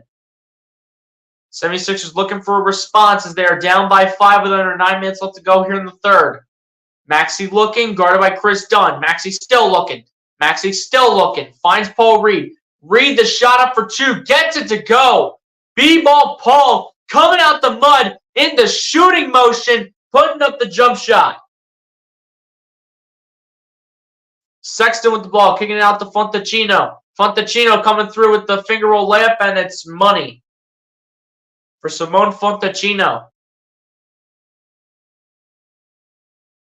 Back to a 5-point game here, 70-65. 8:15 left to go here in the third. As Maxey has the ball. Maxey looking. Maxey spins around Chris Dunn. Maxey still looking for a gap. Finds Marcus Morris. Morris looking. Pulls up the jumper from the free throw line. Can't get it to go. And it's rebounded by Markkanen.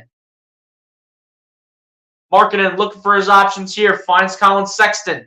Sexton looking for an opportunity. And it's taken away by Nico Batum. Here come the Sixers. Maxey to Reed. Reed with the layup for two. No foul called as he's blocked.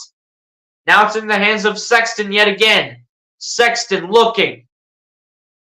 Sexton dribbles it. Sexton looks for his options. Tries to get past Paul Reed. Puts up the jumper for two. Can't get to go, but it's rebounded here by John Collins. Collins out to Sexton. Over to Fontecchino. And stays out of bounds.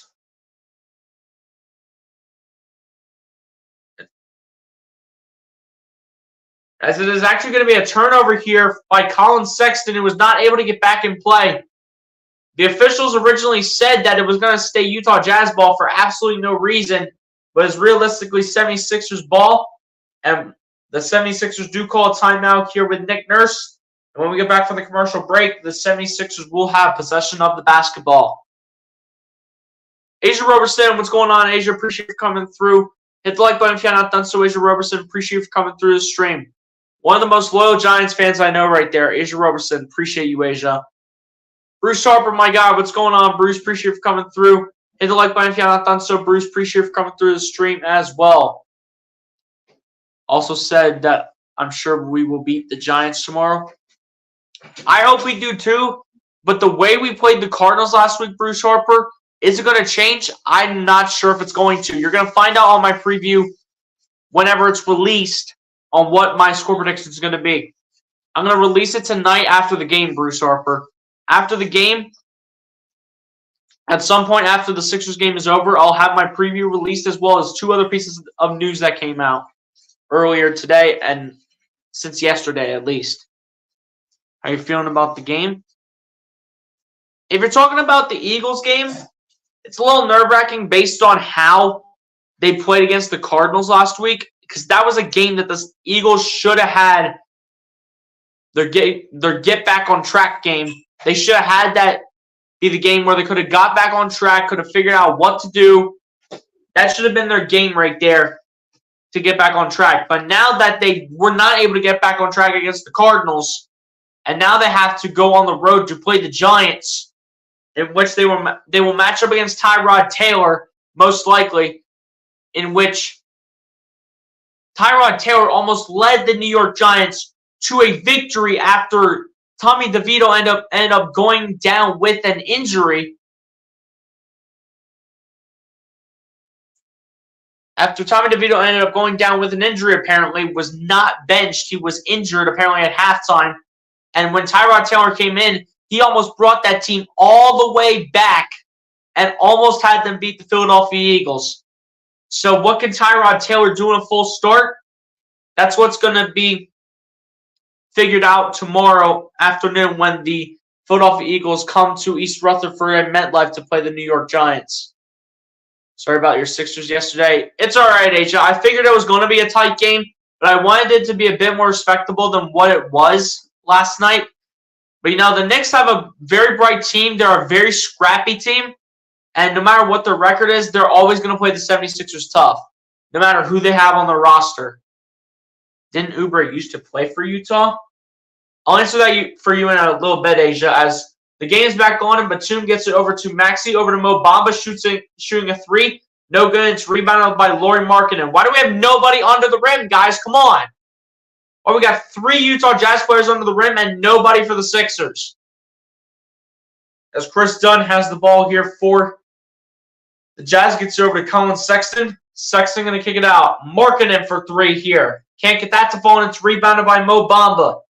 And he'll get it over to Patrick Beverley. Beverley with the ball here for the Sixers. Beverley looking. Beverley kicking out to Oubre. Oubre going to drive inside the 3-point line. Getting it off the glass. Can't get to go the first time. but Oubre's able to put it back the second time on the second chance points and make it back to a 3-point game, 70-67. Chris Dunn with the ball now gets it over to Colin Sexton.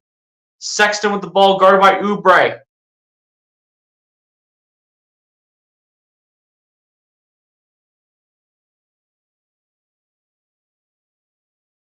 It looks like we have a personal foul here called on Mo Bamba, it looks like. 4 fouls on Mo Bamba, so Paul Reed might need to get back into this game like now. Chris Dunn gets it over to Colin Sexton. And now we have a foul here yet again on the Sixers, and it's going to be on Kelly Oubre this time. Speaking of Kelly Oubre, he's currently the leading scorer for the 76ers tonight with 14 points, followed up by Tyrese Maxey with 13, and then 2 more players with 12, one of those being Paul Reed. But Colin Sexton going right past Mo Bamba on the immediate inbound and gets it to go on the reverse layup. But here we go. Here's Patrick Beverley. We have a foul called here on the Utah Jazz, and it's going to be on Chris Dunn.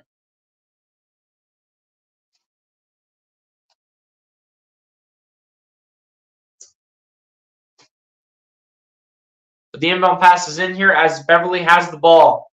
Beverley looking. Beverley going to drive. Beverley fake the kick out to Batum. Gets it over to Oubre. Oubre going to step back on this one for 2. Can't get to fall. For the moment, it was rebounded by Fontecchino, but he ends up losing it. But it's picked up by John Collins over to Chris Dunn, over to Markkanen. And Markkanen and Batum both get tied up with one another. And it's going to be a foul called on Nico Batum.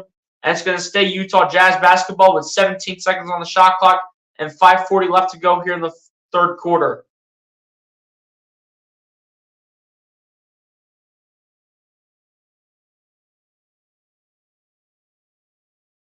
Kelly Oubre did not used to play for Utah, Asia. He played with the Wizards, the Suns, the Hornets, and the Sixers. As Sexton flips it back to Markkanen, Markkanen 3-ball, and it's wet like water again. No defense. What is this? Is this supposed to be a practice clinic, or is this supposed to be an actual game, guys? Come on. What are we supposed to be doing here? We leave Markkanen wide open for 3. Can't stand it, man. Come on. Oubre with the ball going to drive, kick it out. It's Beverley who shoots the 3-ball. That's airballed. And it's rebounded by Chris Dunn. My goodness. No offense, no defense, nothing. Chris Dunn going to get it over to Markkanen. The reverse layup's no good the first time. Markkanen the shot again on his own offensive rebound, gets it to go. My goodness. Nothing here from the Sixers. They can't do anything right now. Beverley with the ball gets over to Mo Bamba. Bamba guarded by Colin Sexton. Gets it back out to Beverley. Beverley going to drive now. Beverley looking, dancing. Beverley still looking for an option against Collins and finds Oubre and puts it in for 2. Kelly Oubre in the paint. Let's go. Great pass right there from Patrick Beverley. Fontecchino going to go up on this one for 2. And looks like we have an offensive foul here on Simone Fontecchino. And we're going the other way with it. We're going to go this way. Thank you.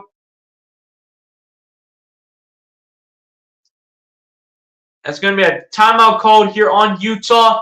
Great job by Patrick Beverley to take the charge right there. And the 76ers to make it a really interesting game yet again. Down by 8 right now. They can cut the lead for Utah down to either 6 or 5.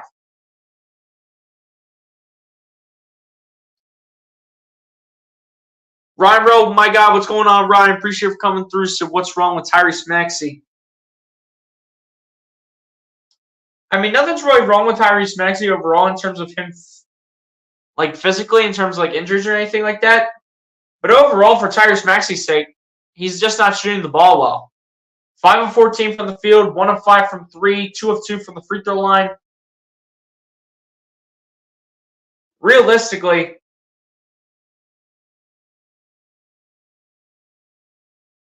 the way you look at it, Ryan, as much as it hates to be said, Patrick Beverley's been the 76ers' best shooter. He's been their best shooter. And how old is this guy? This guy is 35 years old, and he is the 76ers' best shooter.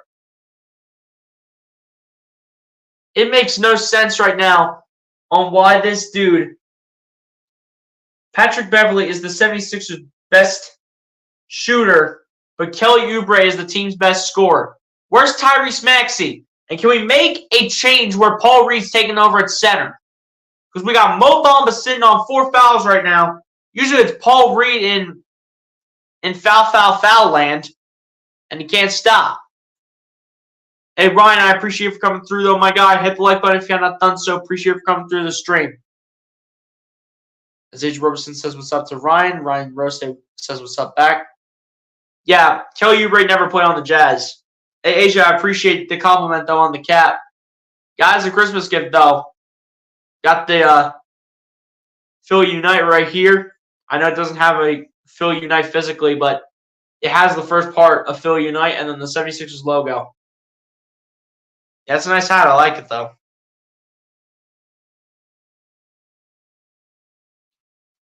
And Asia, if you didn't see, if I can get this right real quick. I also got a Tyrese Maxey City of Brotherly Love jersey as well to replace that white jersey I have, because the letters of where it says Maxey's name, they're starting to rip apart. So I ended up getting a new Tyrese Maxey jersey for Christmas as well. And I love the City Edition jersey too. Yeah, these were nice Christmas presents. I'm not even going to lie.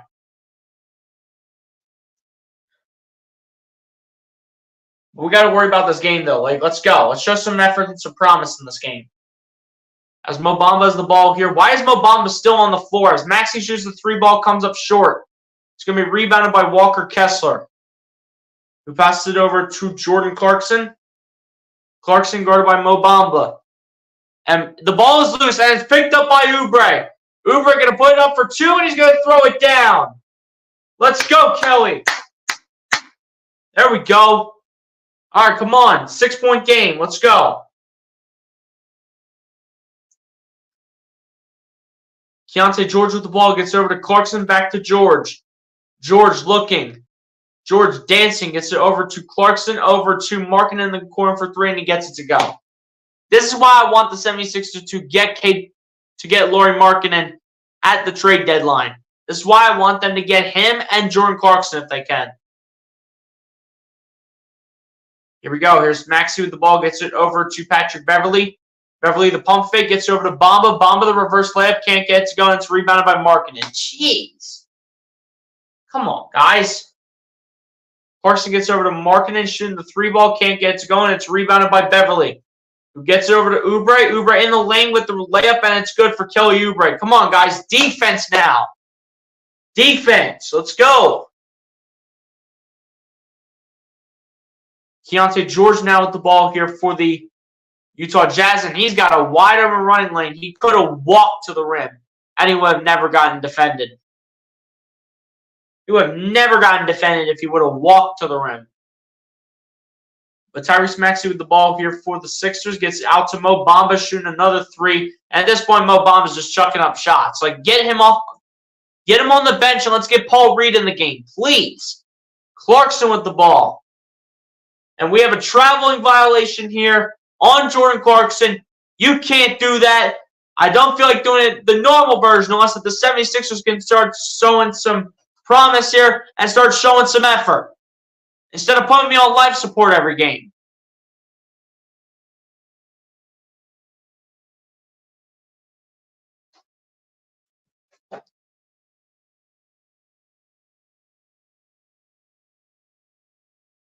As lineup changes are coming in here for the 76ers, Marcus Morris checks in for Tyrese Maxey, and KJ Martin comes in for Mo Bamba.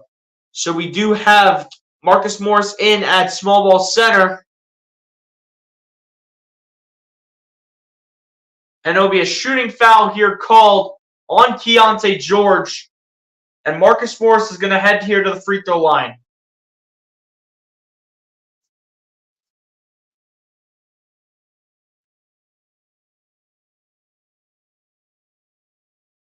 be sure to change the rotations of playing more Patrick Beverley and KJ Martin. Facts, I mean, at the end of the day, it is what it is, though. I mean, however, the 76ers can find a way to get the job done at this point. Marcus Morris here will head to the free throw line here. Heads to the cherry stripe and makes the first one. Come on. Free throws count, guys. Come on. Forgot you guys got KJ Martin. Yeah, he was a part of the James Harden package, Asia. So there you go. Lauri Markkanen and Jordan Clarkson have to be in a trade package for the 76ers. Facts. I've been wanting them to get Jordan Clarkson for quite some time now. But kind of like ever since Lauri Markkanen went ahead and got traded to Utah, I wanted Lauri Markkanen pretty much ever since Lauri Markkanen won Most Improved Player of the Year. That's when I wanted him. Because now he's looking like an absolute demon in the NBA. As Keontae George gets it over to Kelly Olynyk, gets over to Jordan Clarkson, puts it up for two, and swirls the iron, and it's rebounded by Marcus Morris. Morris with the ball, gets out to Springer. Springer dancing around. Springer still looking. Out to Morris. Top of the key three for Marcus Morris, and it can't go. And it's rebounded by Agbaji.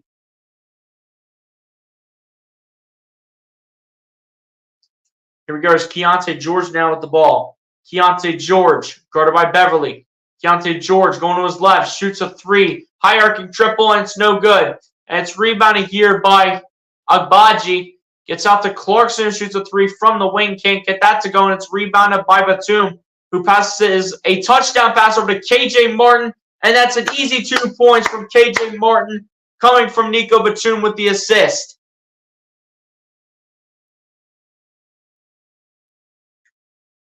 Olynyk with the ball here for the Sixers. Gets it over to Jordan Clarkson. Clarkson looking for his options here. Clarkson finds Walker Kessler. Gets it over to Keontae George. Gets it over to Agbaji. Gets it over to Olynyk for three, and he gets it to go. Are you serious? No defense. No defense. 76ers are just chucking up shots right now. They're trying to build me a new house at this point with all these bricks they're throwing in the air. As Beverley gets it out to Marcus Morris at the top of the key for three. Can't get that to go. And a foul now called here on KJ Martin as he knocks Keontae George to the floor.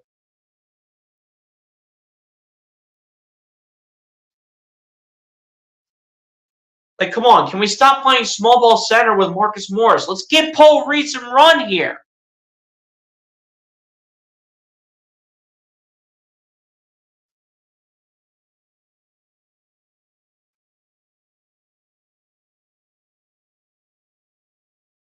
You think Harden will get booed in Philly? Absolutely he will. You know Philly fans, though. They will boo James Harden until the clock says zeros in the fourth quarter. You have KJ Martin here with 4 fouls in this game. Tyrese Maxey will go ahead and replace him. All right, Maxey, it's time for you to start getting on the ball here. Like, come on. Like, let's go. Keontae George averaging almost 11 points per game this season, as well as about 3 rebounds. Second one at the line is also good here for Keontae George. It's time for the 76ers to start getting on the ball. Like, let's go here. Come on.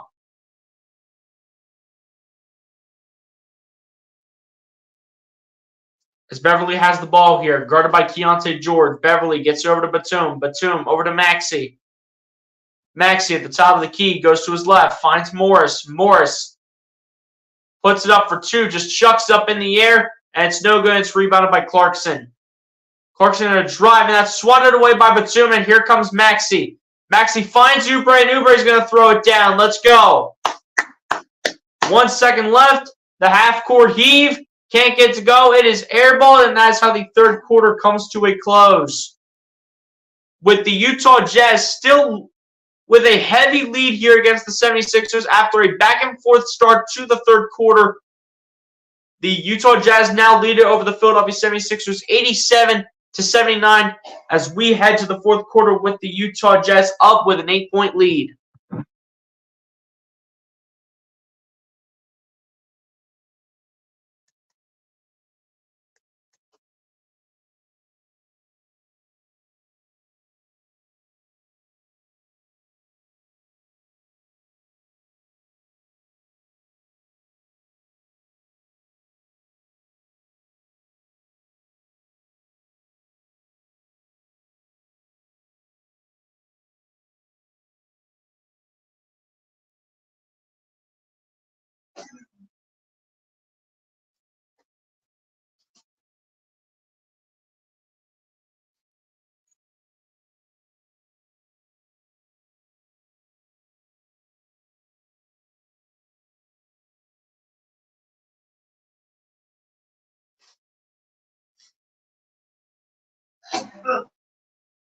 We got the entire mod squad up in the chat. Let's go.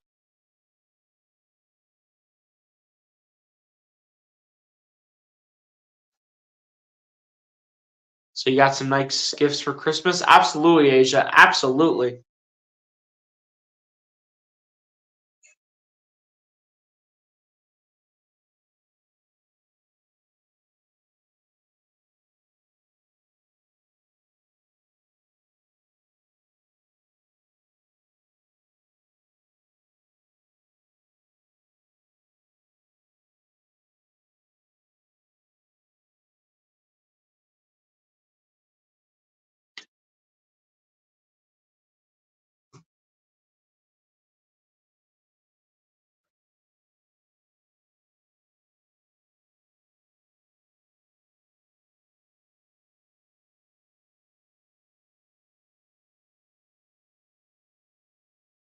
All right, guys. One more quarter here.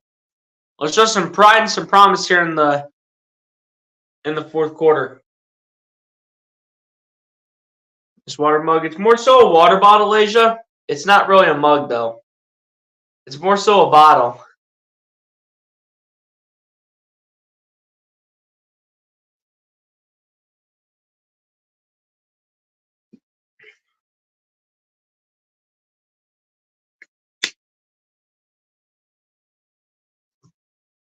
Here we go.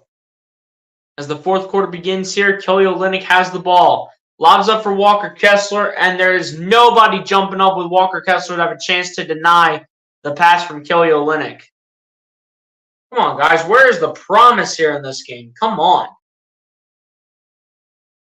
As Beverly has the ball, gets over to Maxey. Maxey guarded by Clarkson, going to drive with the layup for two, and it's good. Thank you, Maxey. Back to an 8-point game now, but can't promise anything on how long it's going to stay that way. As Clarkson drives in the lane, banks it home, off the glass and in. My goodness gracious. You can't make the stuff up. As Beverly has the ball, goes to his left. Beverly guarded by Agbaji. As Beverly gets it over to KJ Martin. And he gets denied by the rim, and it's picked up by Walker Kessler into the hands of Kelly Olynyk. Olynyk with the ball. Olynyk gets it over to Clarkson. Clarkson going to drive, lay it up for two, and lays it in. Come on, man. Come on. What are we doing here? What are we doing here? Lacking on the defense? I mean, come on. Tyrese Maxey with the ball here for the Sixers. Maxey loses it and is picked up by Walker Kessler. Into the hands of Keontae George. George out to Clarkson. Clarkson going to fade away on this one for two, and somehow the world gets it to go and one. Thanks to a foul call by Jaden Springer.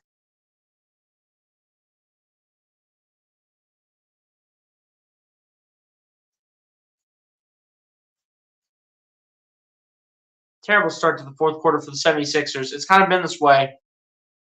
It's just crazy, man.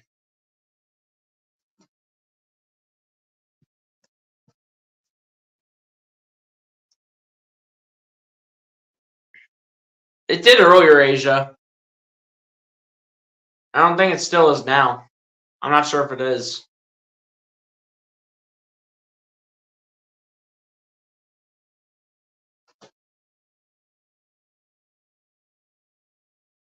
Here we go. There's Beverly with the ball here for the Sixers. Beverly looking, gets it out to Paul Reed. Reed gets it over to Maxey. Maxey going to drive with the hook shot for two. Can't get to go the first time, but Maxey able to put it back off the Nico Batum tip shot. Nico Batum is actually the main guy to put it in instead. Here we go. Keontae George with the ball around the screen. Keontae George dancing. Gets out to Clarkson shooting the three ball. Comes up short. And it's rebounded here by KJ Martin. And here come the Sixers. Gets over to Maxey. Maxey left for two. Can't get it to fall. And it's going to be a foul called here on Utah. Keontae George is going to be the one called for the foul. And Tyrese Maxey will head to the charity stripe.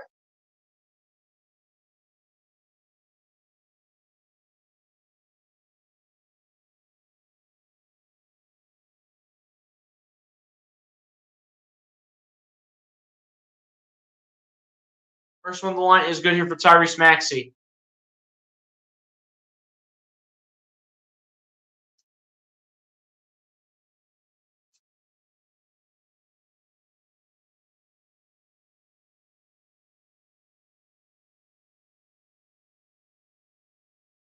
Second one on the line is also good for Tyrese Maxey. There's just no consistency on both offense and defense here. And Walker Kessler able to throw it down off the Ochai Agbaji assist.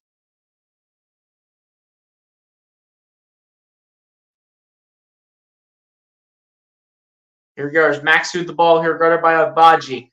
Maxey going to drive to the basket here for two, gets it to go. Come on, let's put our best guys on the floor, guys. Come on. We even have Paul Reed on the floor. Like, let's go. Keontae George here with the ball. Keontae George with the floater for two. Gets that to go. Seriously. There's no defense whatsoever. We're just going back and forth and back and forth. Another three here. And at this point, again, the Sixers are chucking up bricks at this point to build my new house.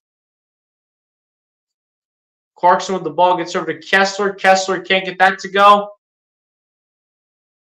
And he'll be fouled on the play here because of, I do believe that's because of Nico Batum. Get Kelly Oubre back in this game, man. Let's go. Kelly Oubre surprisingly has been the top, one of, if not the top scorer for the team tonight. Kelly Oubre has been the top scorer for the team, as a matter of fact. First one at the line is good for Walker Kessler.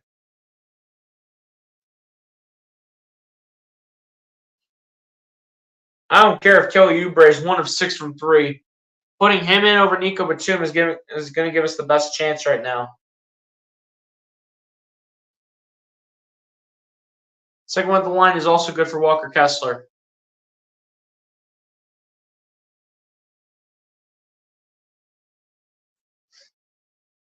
Here we go. Maxey passes it over towards Beverly. Beverly loses the ball, gets it back out to Reed. Reed finding his way, fades away on this one for two, and gets it to go. Thank you, Paul Reed. Thank you.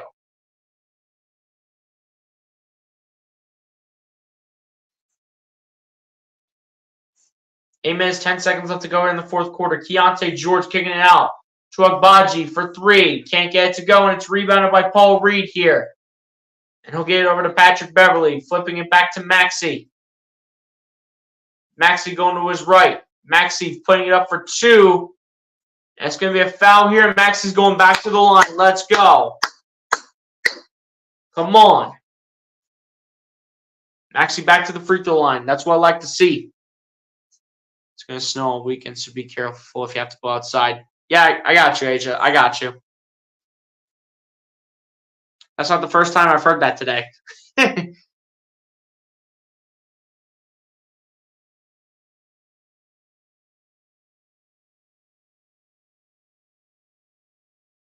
First one on the line for Tyrese Maxey is good.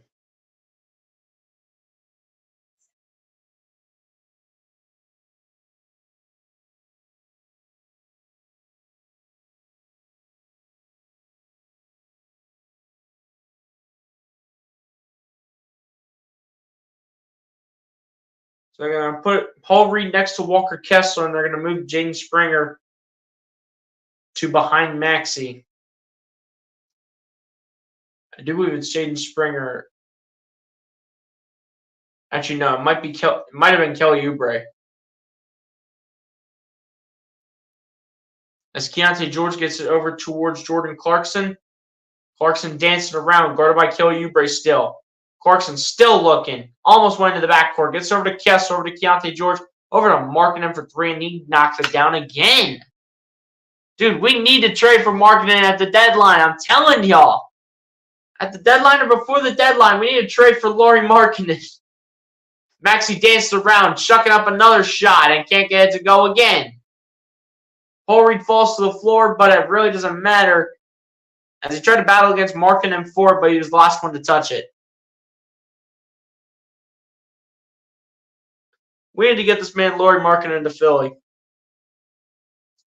I've been begging for Lauri Markkanen to get into Philly for quite some time now. Now that I think about it, it's been a while, honestly. Here we go. It's Keontae George again, guarded by Maxey. George still directing traffic for years. Gets it over to Jordan Clarkson. Clarkson looking. Clarkson dancing around. Gets over to John Collins, and it's taken away by Maxey. Here come the Sixers. The pass to Oubre, and Oubre's going to throw it down. Let's go. And a timeout called here. A timeout called by Utah. After the Kelly Oubre jam.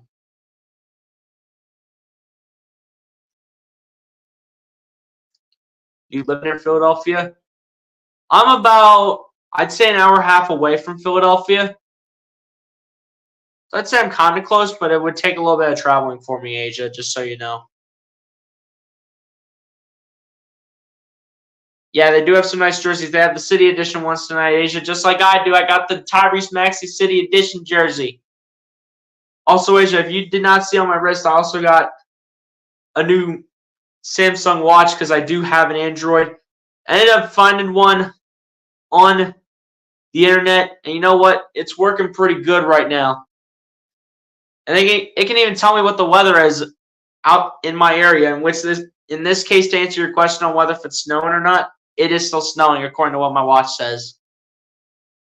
It is connected to my phone, just kind of like an Apple Watch. It just doesn't have every single part of my Google information on it.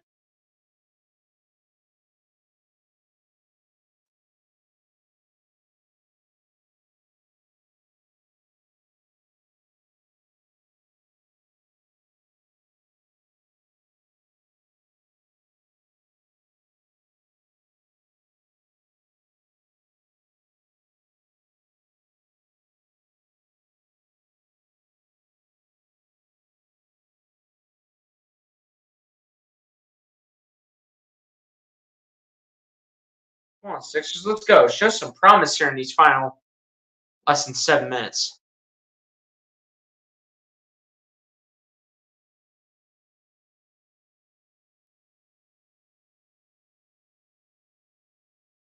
Does your watch have the internet? I don't think it needs the internet to operate here. I mean, based on the way I'm looking at it, because you have to keep in mind, Asia, that I do not have an Apple phone. I have an Android, so I'm still kind of getting used to it. You know what I mean? So I don't think it has the internet, but I'm not 100% sure. But it does work very smoothly, though.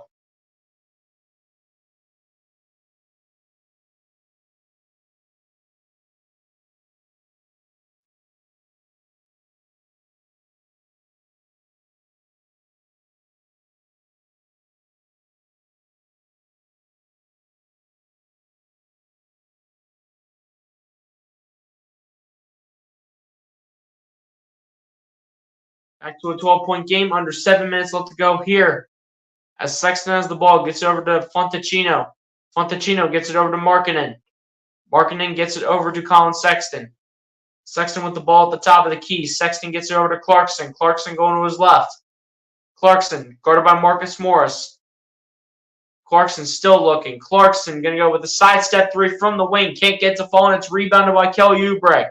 It'll put it in the hands of Tyrese Maxey. Back to Beverly, over to Maxey. Maxey guarded by Sexton.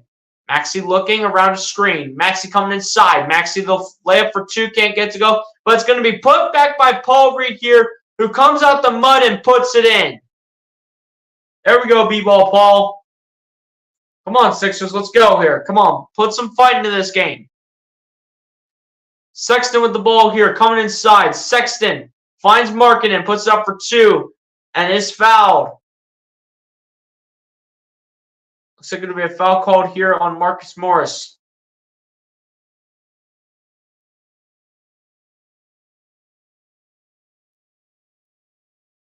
And indeed, it will be a foul called here on Marcus Morris.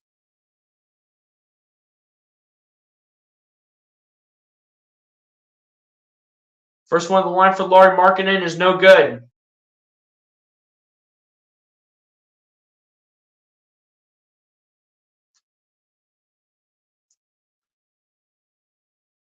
Can the Sixers fans get their Chick-fil-A chicken nuggets? They want their chicken. Are they going to get it from Lauri Markkanen? The answer is no. Lauri Markkanen said nobody's getting chicken from me. I'm going to stay selfish. As Beverly puts it up for two, cannot finish the layup, and it's rebounded by John Collins. Puts it in the hands of Colin Sexton, putting it up for two and putting it in. It's ridiculous, dude. This is ridiculous. Maxey with the ball here for the Sixers. Maxey faking the sidestep. Gets it over to Patrick Beverly. Beverly outside the three-point line. Beverly, the step back three from the wing. Can't get it to go, and it's rebounded by Paul Reed. Reed coming inside. Reed working against Markkanen and putting it up for two. Can't get it to fall, and it's rebounded by Markkanen over to Clarkson. Over to Sexton for two. Gets it to go. And a timeout called here immediately by Nick Nurse yet again. And it's not looking good for the 76ers right now. It is not looking good. There, Danny Ainge is going to want draft picks for Clarkson and Markkanen. Yeah, I know that. I know he's going to want draft picks for sure. It's just that how much are they going to want though? That's what I'm wondering. How much are they going to want?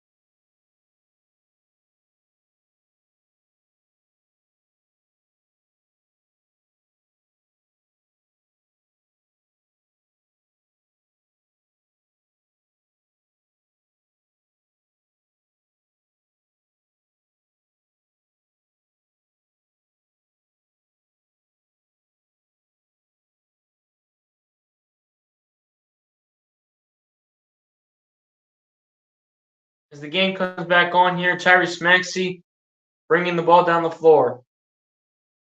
Maxey gets it over to Marcus Morris over towards Paul Reed. Reed with the ball here, guarded by John Collins. This will be a foul called here on Colin Sexton, rather, I should say.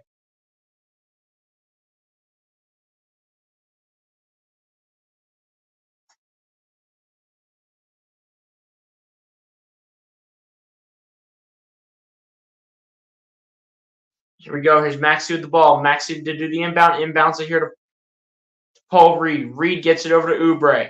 Oubre coming inside. Oubre gets it over to Marcus Morris. Morris, the pump fake, puts it up for two and puts it in.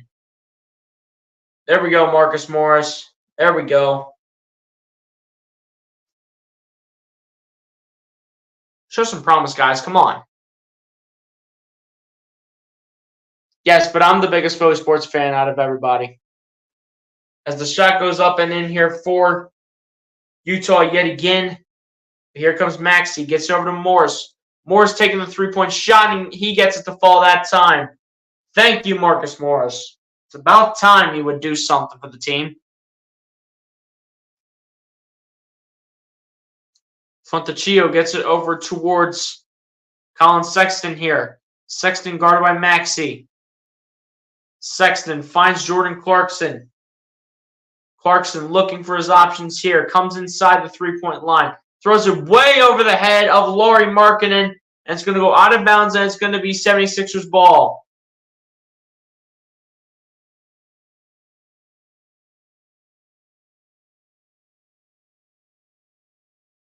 Sixers looking to respond with a basket of their own. Can they do it here? 21 turnovers for the Jazz, only 5 for the Sixers. As Morris gets it over towards Paul Reed. Reed is going to be called for the travel. My goodness gracious. Turnovers haven't even been this team's problem today. Turnovers haven't even been this team's problem as Lauri Markkanen alley-oops it up to John Collins to give the Utah Jazz a 14-point lead over the Sixers, with Maxey now having the ball. Maxey dancing, the fake step back, gets out to Morris for three. Again, gets it to go. Thank you, Marcus Morris. 3:20 left here in the fourth quarter. Could the 76ers pull off the impossible? Markkanen gets it over to Fontecchio, gets it over towards Colin Sexton out to Fontecchio for three. Can't get it to fall, and it's rebounded by Sexton.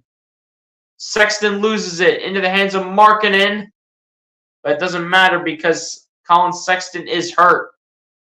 Can't seem to get up for the moment, but looks like he's just fine. Looks like the foul is going to be called on Kelly Oubre as he's having a conversation with the officials. At this point, they're having a conference together.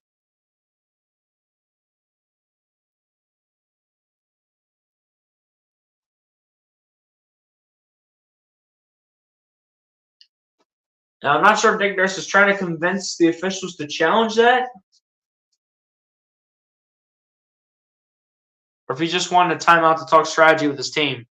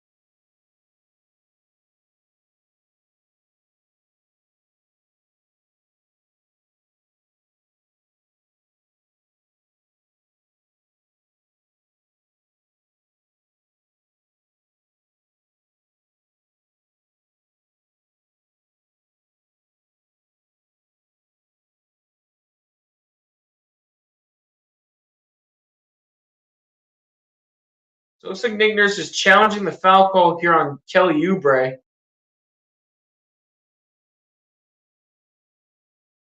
Seeing if they can get this overturned or not.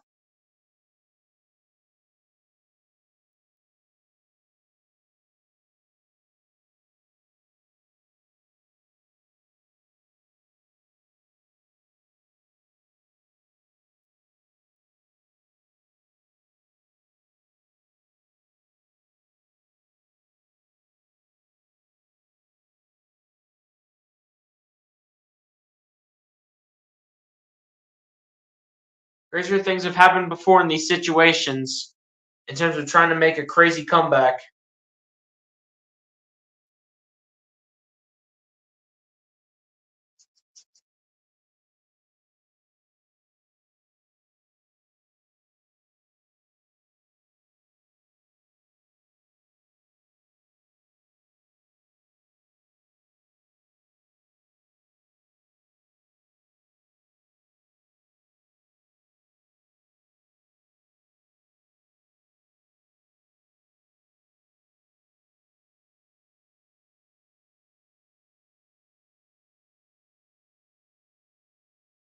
Still is an 11-point game here, and the refs are taking eternity to figure out what the call is here.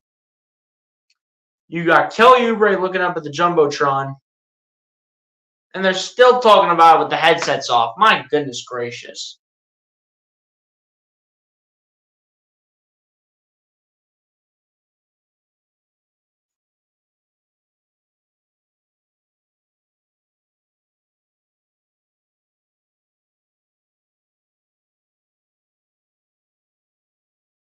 So they're looking at the flopping characteristics here.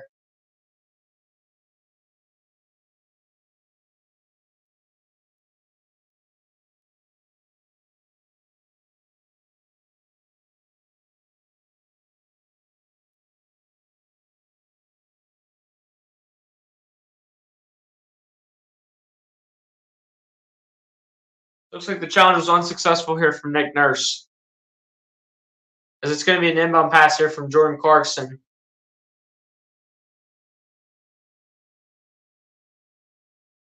But Clarkson inbounds it here towards Fantaccio.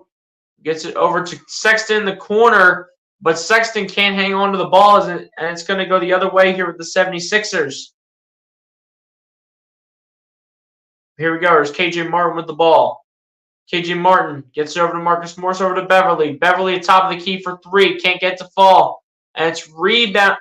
And it actually goes out of bounds, rather, off of Colin Sexton last. And it's going to be Sixers ball. 14 seconds on the shot clock. 2:44 left to go in the fourth.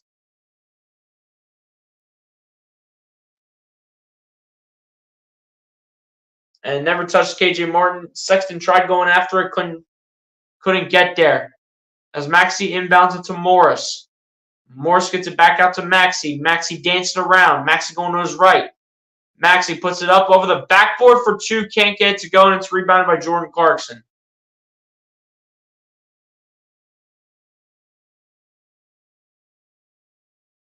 Here we go. There's Clarkson with the ball, guarded by Oubre. Clarkson dancing around. Clarkson gets it over to Markkanen. Markkanen back over to Clarkson, and it's going to be a foul called on Kelly Oubre.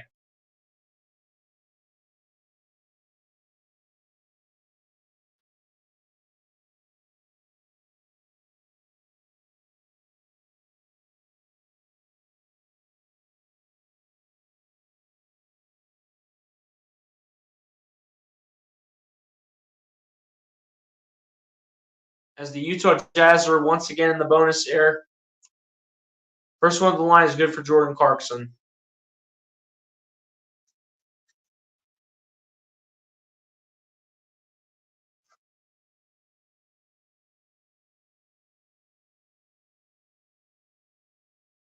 Second one at the line is good for, or rather, it's missed rather by Jordan Clarkson, I should say.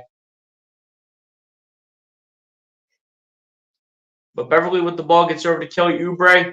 Oubre going to drive, put it up for two. Can't get to fall, and it's rebounded by Clarkson. And it's going to go the other way as it's Utah Jazz basketball. And Markkanen lost the ball, and it's picked up by Maxey. Maxey going to take it coast to coast. And just like that, it's a 10-point game just like that.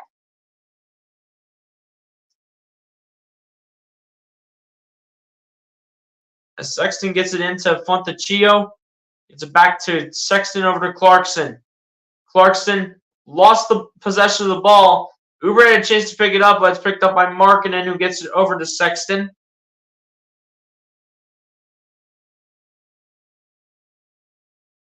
And Clarkson gets it over towards Fantaccio. Fantaccio putting it up for two. Can't get it going. It's rebounded by Marcus Morris. We'll get it over to Maxey. Maxey gets it over to Morris. Morris, the three ball comes up way short. It's going to be rebounded here by Clarkson.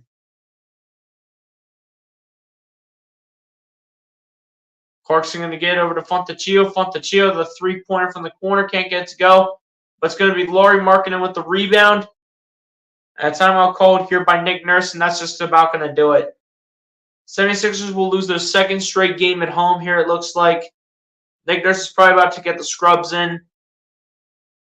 And probably end off the game with a second consecutive L at home.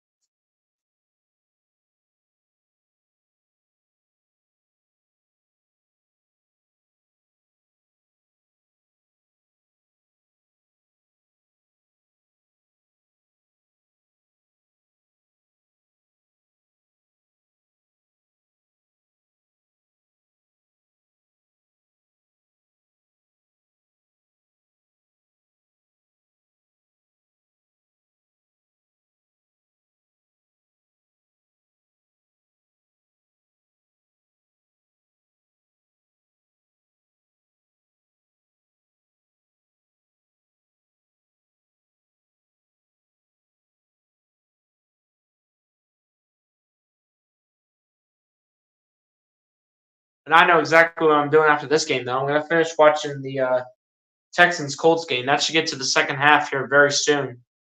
In addition to putting the pieces of content out that I was talking to you guys about earlier.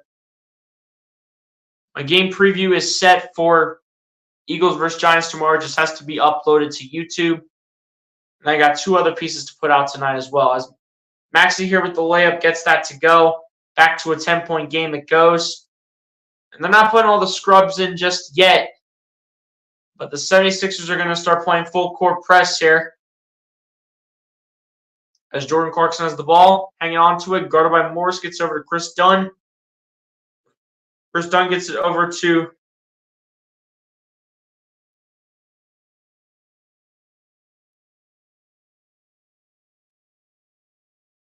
and again, another three-pointer put up here by the Utah Jazz. Back to a 13-point lead, 120-107. KJ Martin going to throw it down again. It's a good 2 right there by KJ Martin. The problem is it's just too little, too late. And again, full court press coming here from the Sixers. They're able to clear it here to Lauri Markkanen. Gets it over to Fedicino. Back over to Chris Dunn. Back to Markkanen. And they're just going to kind of have it run out until the farthest it possibly gets. Pass it over to Colin Sexton. And with 6.9 seconds left, there's really no point here. The 76ers are going to take the L here today. Just under 7 seconds left to go here in the game. Maxey to KJ Martin. Back to Maxey. Taking one more shot just for the heck of it. It doesn't matter. 76ers lose their second consecutive game at home here to the Utah Jazz by a final score of 120-109. Drop their second consecutive game at home. As the player of the game here for the Utah Jazz was Lauri Markkanen with his 10th double-double of the season of 33 points and 13 rebounds. But from the field, shot 12 of 19. From 3, shot 5 of 9. And had a block earlier in the game as well. So the Utah Jazz are going to come away with the W here. The second straight consecutive loss for the 76ers at home in a row on top of everything else.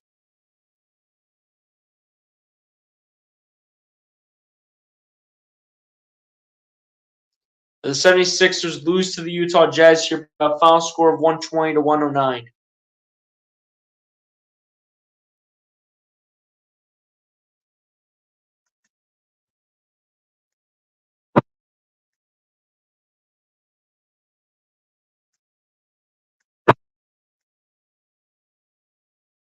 So let me just go ahead and change the final score real quick here, ladies and gentlemen.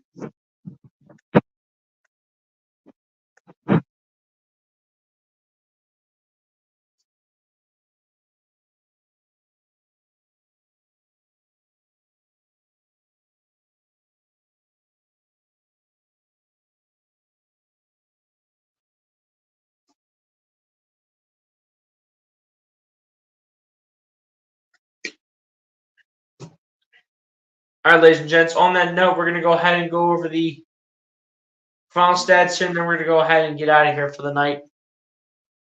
Hopefully you guys do have a great weekend, though, and are enjoying your weekend with your families as well. Final week of football beginning tonight. The Texans and the Titans just finishing up their matchup as the second half started in their game. The Steelers were able to upset the Baltimore Ravens earlier, but the Ravens were resting a good chunk of their starters. So the Ravens probably honestly had no chance of winning that game anyway. Asia, it's all right. It's all right. You know, the 76ers got to lose a couple of these games, but at the same time, though, the way they're playing right now is not the greatest basketball that they're supposed to be playing. But at the end of the day, Asia Roberson, it is what it is. But all right, ladies and gents, on that note, we're going to go ahead and go over the final stats here, and then we're going to go ahead and get out of here for the night. Starting off on the Utah Jazz side, like I said before, the player of the game, Lauri Markkanen, for the Utah Jazz, finishing his night with 33 points, 13 rebounds, as well as an assist and a block each. Then following it up in the starting five is Colin Sexton, finishing his night with a double-double of his own of 22 points, 3 rebounds, and 10 assists. Then following that up is John Collins, finishing his night with 19 points, 5 rebounds, and 2 assists, as well as a block. Then following it up off the bench was Jordan Clarkson, finishing his night with 18 points, 5 rebounds, 6 assists, and a steal. Then following that up was Walker Kessler off the bench, finishing his night with 10 points, 4 rebounds, and a steal. And following that up yet again is actually, I'm going to do his first name, Simone Fontecchio, finishing his night here. I'm not sure why it's lagging. But Simone Fontecchio finishing his night with 7 points, 7 rebounds, 2 assists, as well as a steal. Then back off the bench where you have Keontae George finishing his night with 6 points, 2 rebounds, and 3 assists. And then rounding it off here for the Utah Jazz is Kelly Olynyk finishing his night with 5 points, a rebound, and 4 assists to end off the final stats here for the Utah Jazz. Now over to the Philadelphia 76ers side now, as Tyrese Maxey ended up leading the way here for the Philadelphia 76ers in this one with 25 points, a rebound, 9 assists, as well as 3 steals and a block. Then following that up was Kelly Oubre finishing his night with 24 points, 4 rebounds, 4 assists, and a steal. Then following that up was Paul Reed finishing his night as the starting center with 16 points, 6 rebounds, and an assist. Then following that up was Marcus Morris finishing his night with 15 points, 6 rebounds, and assists, as well as 2 steals and 2 blocks. Then following that up off the bench was Patrick Beverley finishing his night with 12 points, 4 rebounds, and 7 assists off the bench. Then following that up was KJ Martin finishing his night with 9 points, 2 rebounds, as well as an assist and a steal. Then following that up is Mo Bamba finishing his night with 6 points, 5 rebounds, and an assist, as well as a steal and a block each. And then rounding out the final player stats here for the 76ers is Nico Batum, finishing his night with 2 points, 4 rebounds, 4 assists, as well as 4 steals and 2 blocks to end off the final stats here for the Philadelphia 76ers.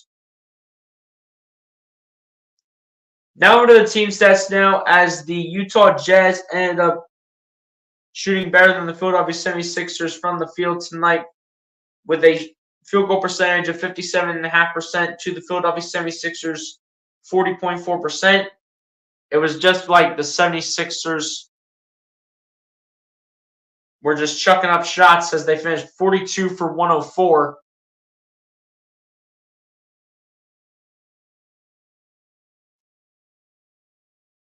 That's right, they're playing the Colts. That was my apologies. When I looked them up, I don't even know why it said the Titans. But anyway, that's going to be the game that I'm watching after I'm done here with this stream, while I'm going to finish making the content on the YouTube channel for the night here. And then in terms of three-point range, the Utah Jazz shot better than the 76ers from three-point range, but both teams shot very sloppily from three-point range tonight, as the Utah Jazz ended up shooting the ball 26.7 from three-point range to the Philadelphia 76ers 18.4%. The Utah Jazz ended up finishing 20 of 24 from the free throw line at 83.3%. To the Philadelphia 76ers 78.3%, shooting 18 of 23. The Utah Jazz ended up out-rebounding the 76ers in this one 48-34. However, when it came to offensive rebounds, that went in the 76ers' favor 15-9. Both teams actually tied in assists in this game with 30 assists up each. In terms of steals, went in the 76ers' favor 12-4 over the Utah Jazz. In terms of blocks, went in the 76ers' favor over the Utah Jazz 6-4. In terms of total turnovers, the 76ers had the massive edge over the Utah Jazz in terms of the turnover battle tonight, 24-6. In terms of points in the paint, went in favor of the Utah Jazz here, 72-62. And a total of 38 personal fouls called in this one, 20 called on the Philadelphia 76ers, and only 18 called here on the Utah Jazz. And ladies and gents, on that note, that is how the foul stats come to an end here in this one. The 76ers hold their second consecutive L at home here to the Utah Jazz, once again by a final score of 120-109. Now, this one's going to be hard to get over, but it looks like the 76ers are going to fall to 23-12 on the year, falling to 13-6 at home, which is going to suck for them. But you know what? Take the loss, learn from it, move on to the next. Just as simple as that. Sixers play their next game. I have to look at their schedule. 76ers will be playing their next game, looks like on Wednesday. Wednesday, I will not be able to do that game because I know for sure I'll be missing probably the entire first quarter and a little bit of the second quarter, so I will not be able to stream that game on Wednesday. But hopefully the game after that, I can stream that, depending on what day of the week it'll be.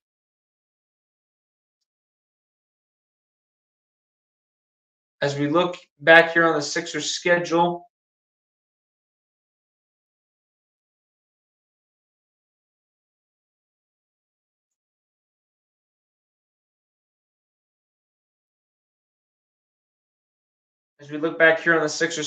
after the matchup against the Atlanta Hawks, the Sixers match up against the Sacramento Kings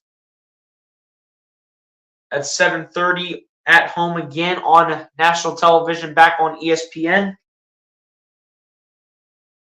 So that one I will be able to do on Friday of next week, so be sure to stop by on that day. Be sure to go ahead and tune into that. But ladies and gents, on that note, before we go ahead and get out of here, actually, let's go ahead and hear a quick word from the newest sponsor of the YouTube channel, which I've been partnering with them for quite some time. Let's go ahead and hear a quick shout out from the newest sponsor of the YouTube channel here in 10-Pin Toolkit. Shout out to the newest sponsor of the channel, 10-Pin Toolkit. If you out there have ever thought about either trying a new sport like bowling, want to learn about the history of bowling, or look to improve your game, then 10-Pin Toolkit is for you. 10-Pin Toolkit has so many tools to help you, such as angles and targeting, ball speed and RPM, an online score calculator, and so much more to help take your game to the next level. Ever since I started using 10-Pin Toolkit, it has taken my bowling game to new heights and has helped me tremendously in becoming a much improved bowler than what I was when I was just getting started to becoming the bowler that I am today. It is currently rated as tied for the #1 best bowling app in the world as of today. It is a great resource to be used for coaching and will help take the talent of bowlers to new places that they have never experienced before. So if you are interested in starting a bowling career, want to learn about the history of bowling, or just look to improve your game, go download 10-Pin Toolkit on either the App Store or the Google Play Store, or click the link down below in the description to download it and get ready to have an experience in bowling like you have never seen before. So there you go, guys. There is our newest sponsor of the YouTube channel, 10-Pin Toolkit. Once again, been partnering with them for quite some time now. So again, shout out to them for sponsoring this live stream, as well as any other piece of content that I've done. So shout out to them for continuing to sponsor this channel. If you guys want to go ahead and check them out, like it said in the sponsorship video, there is a link down below in the description to go ahead and download it and check them out. But on that note, ladies and gents, that's pretty much going to go ahead and do it from your boy here on this one. Be sure to like and subscribe if you guys have not done so, ladies and gents. And I'll talk to you guys on the next one.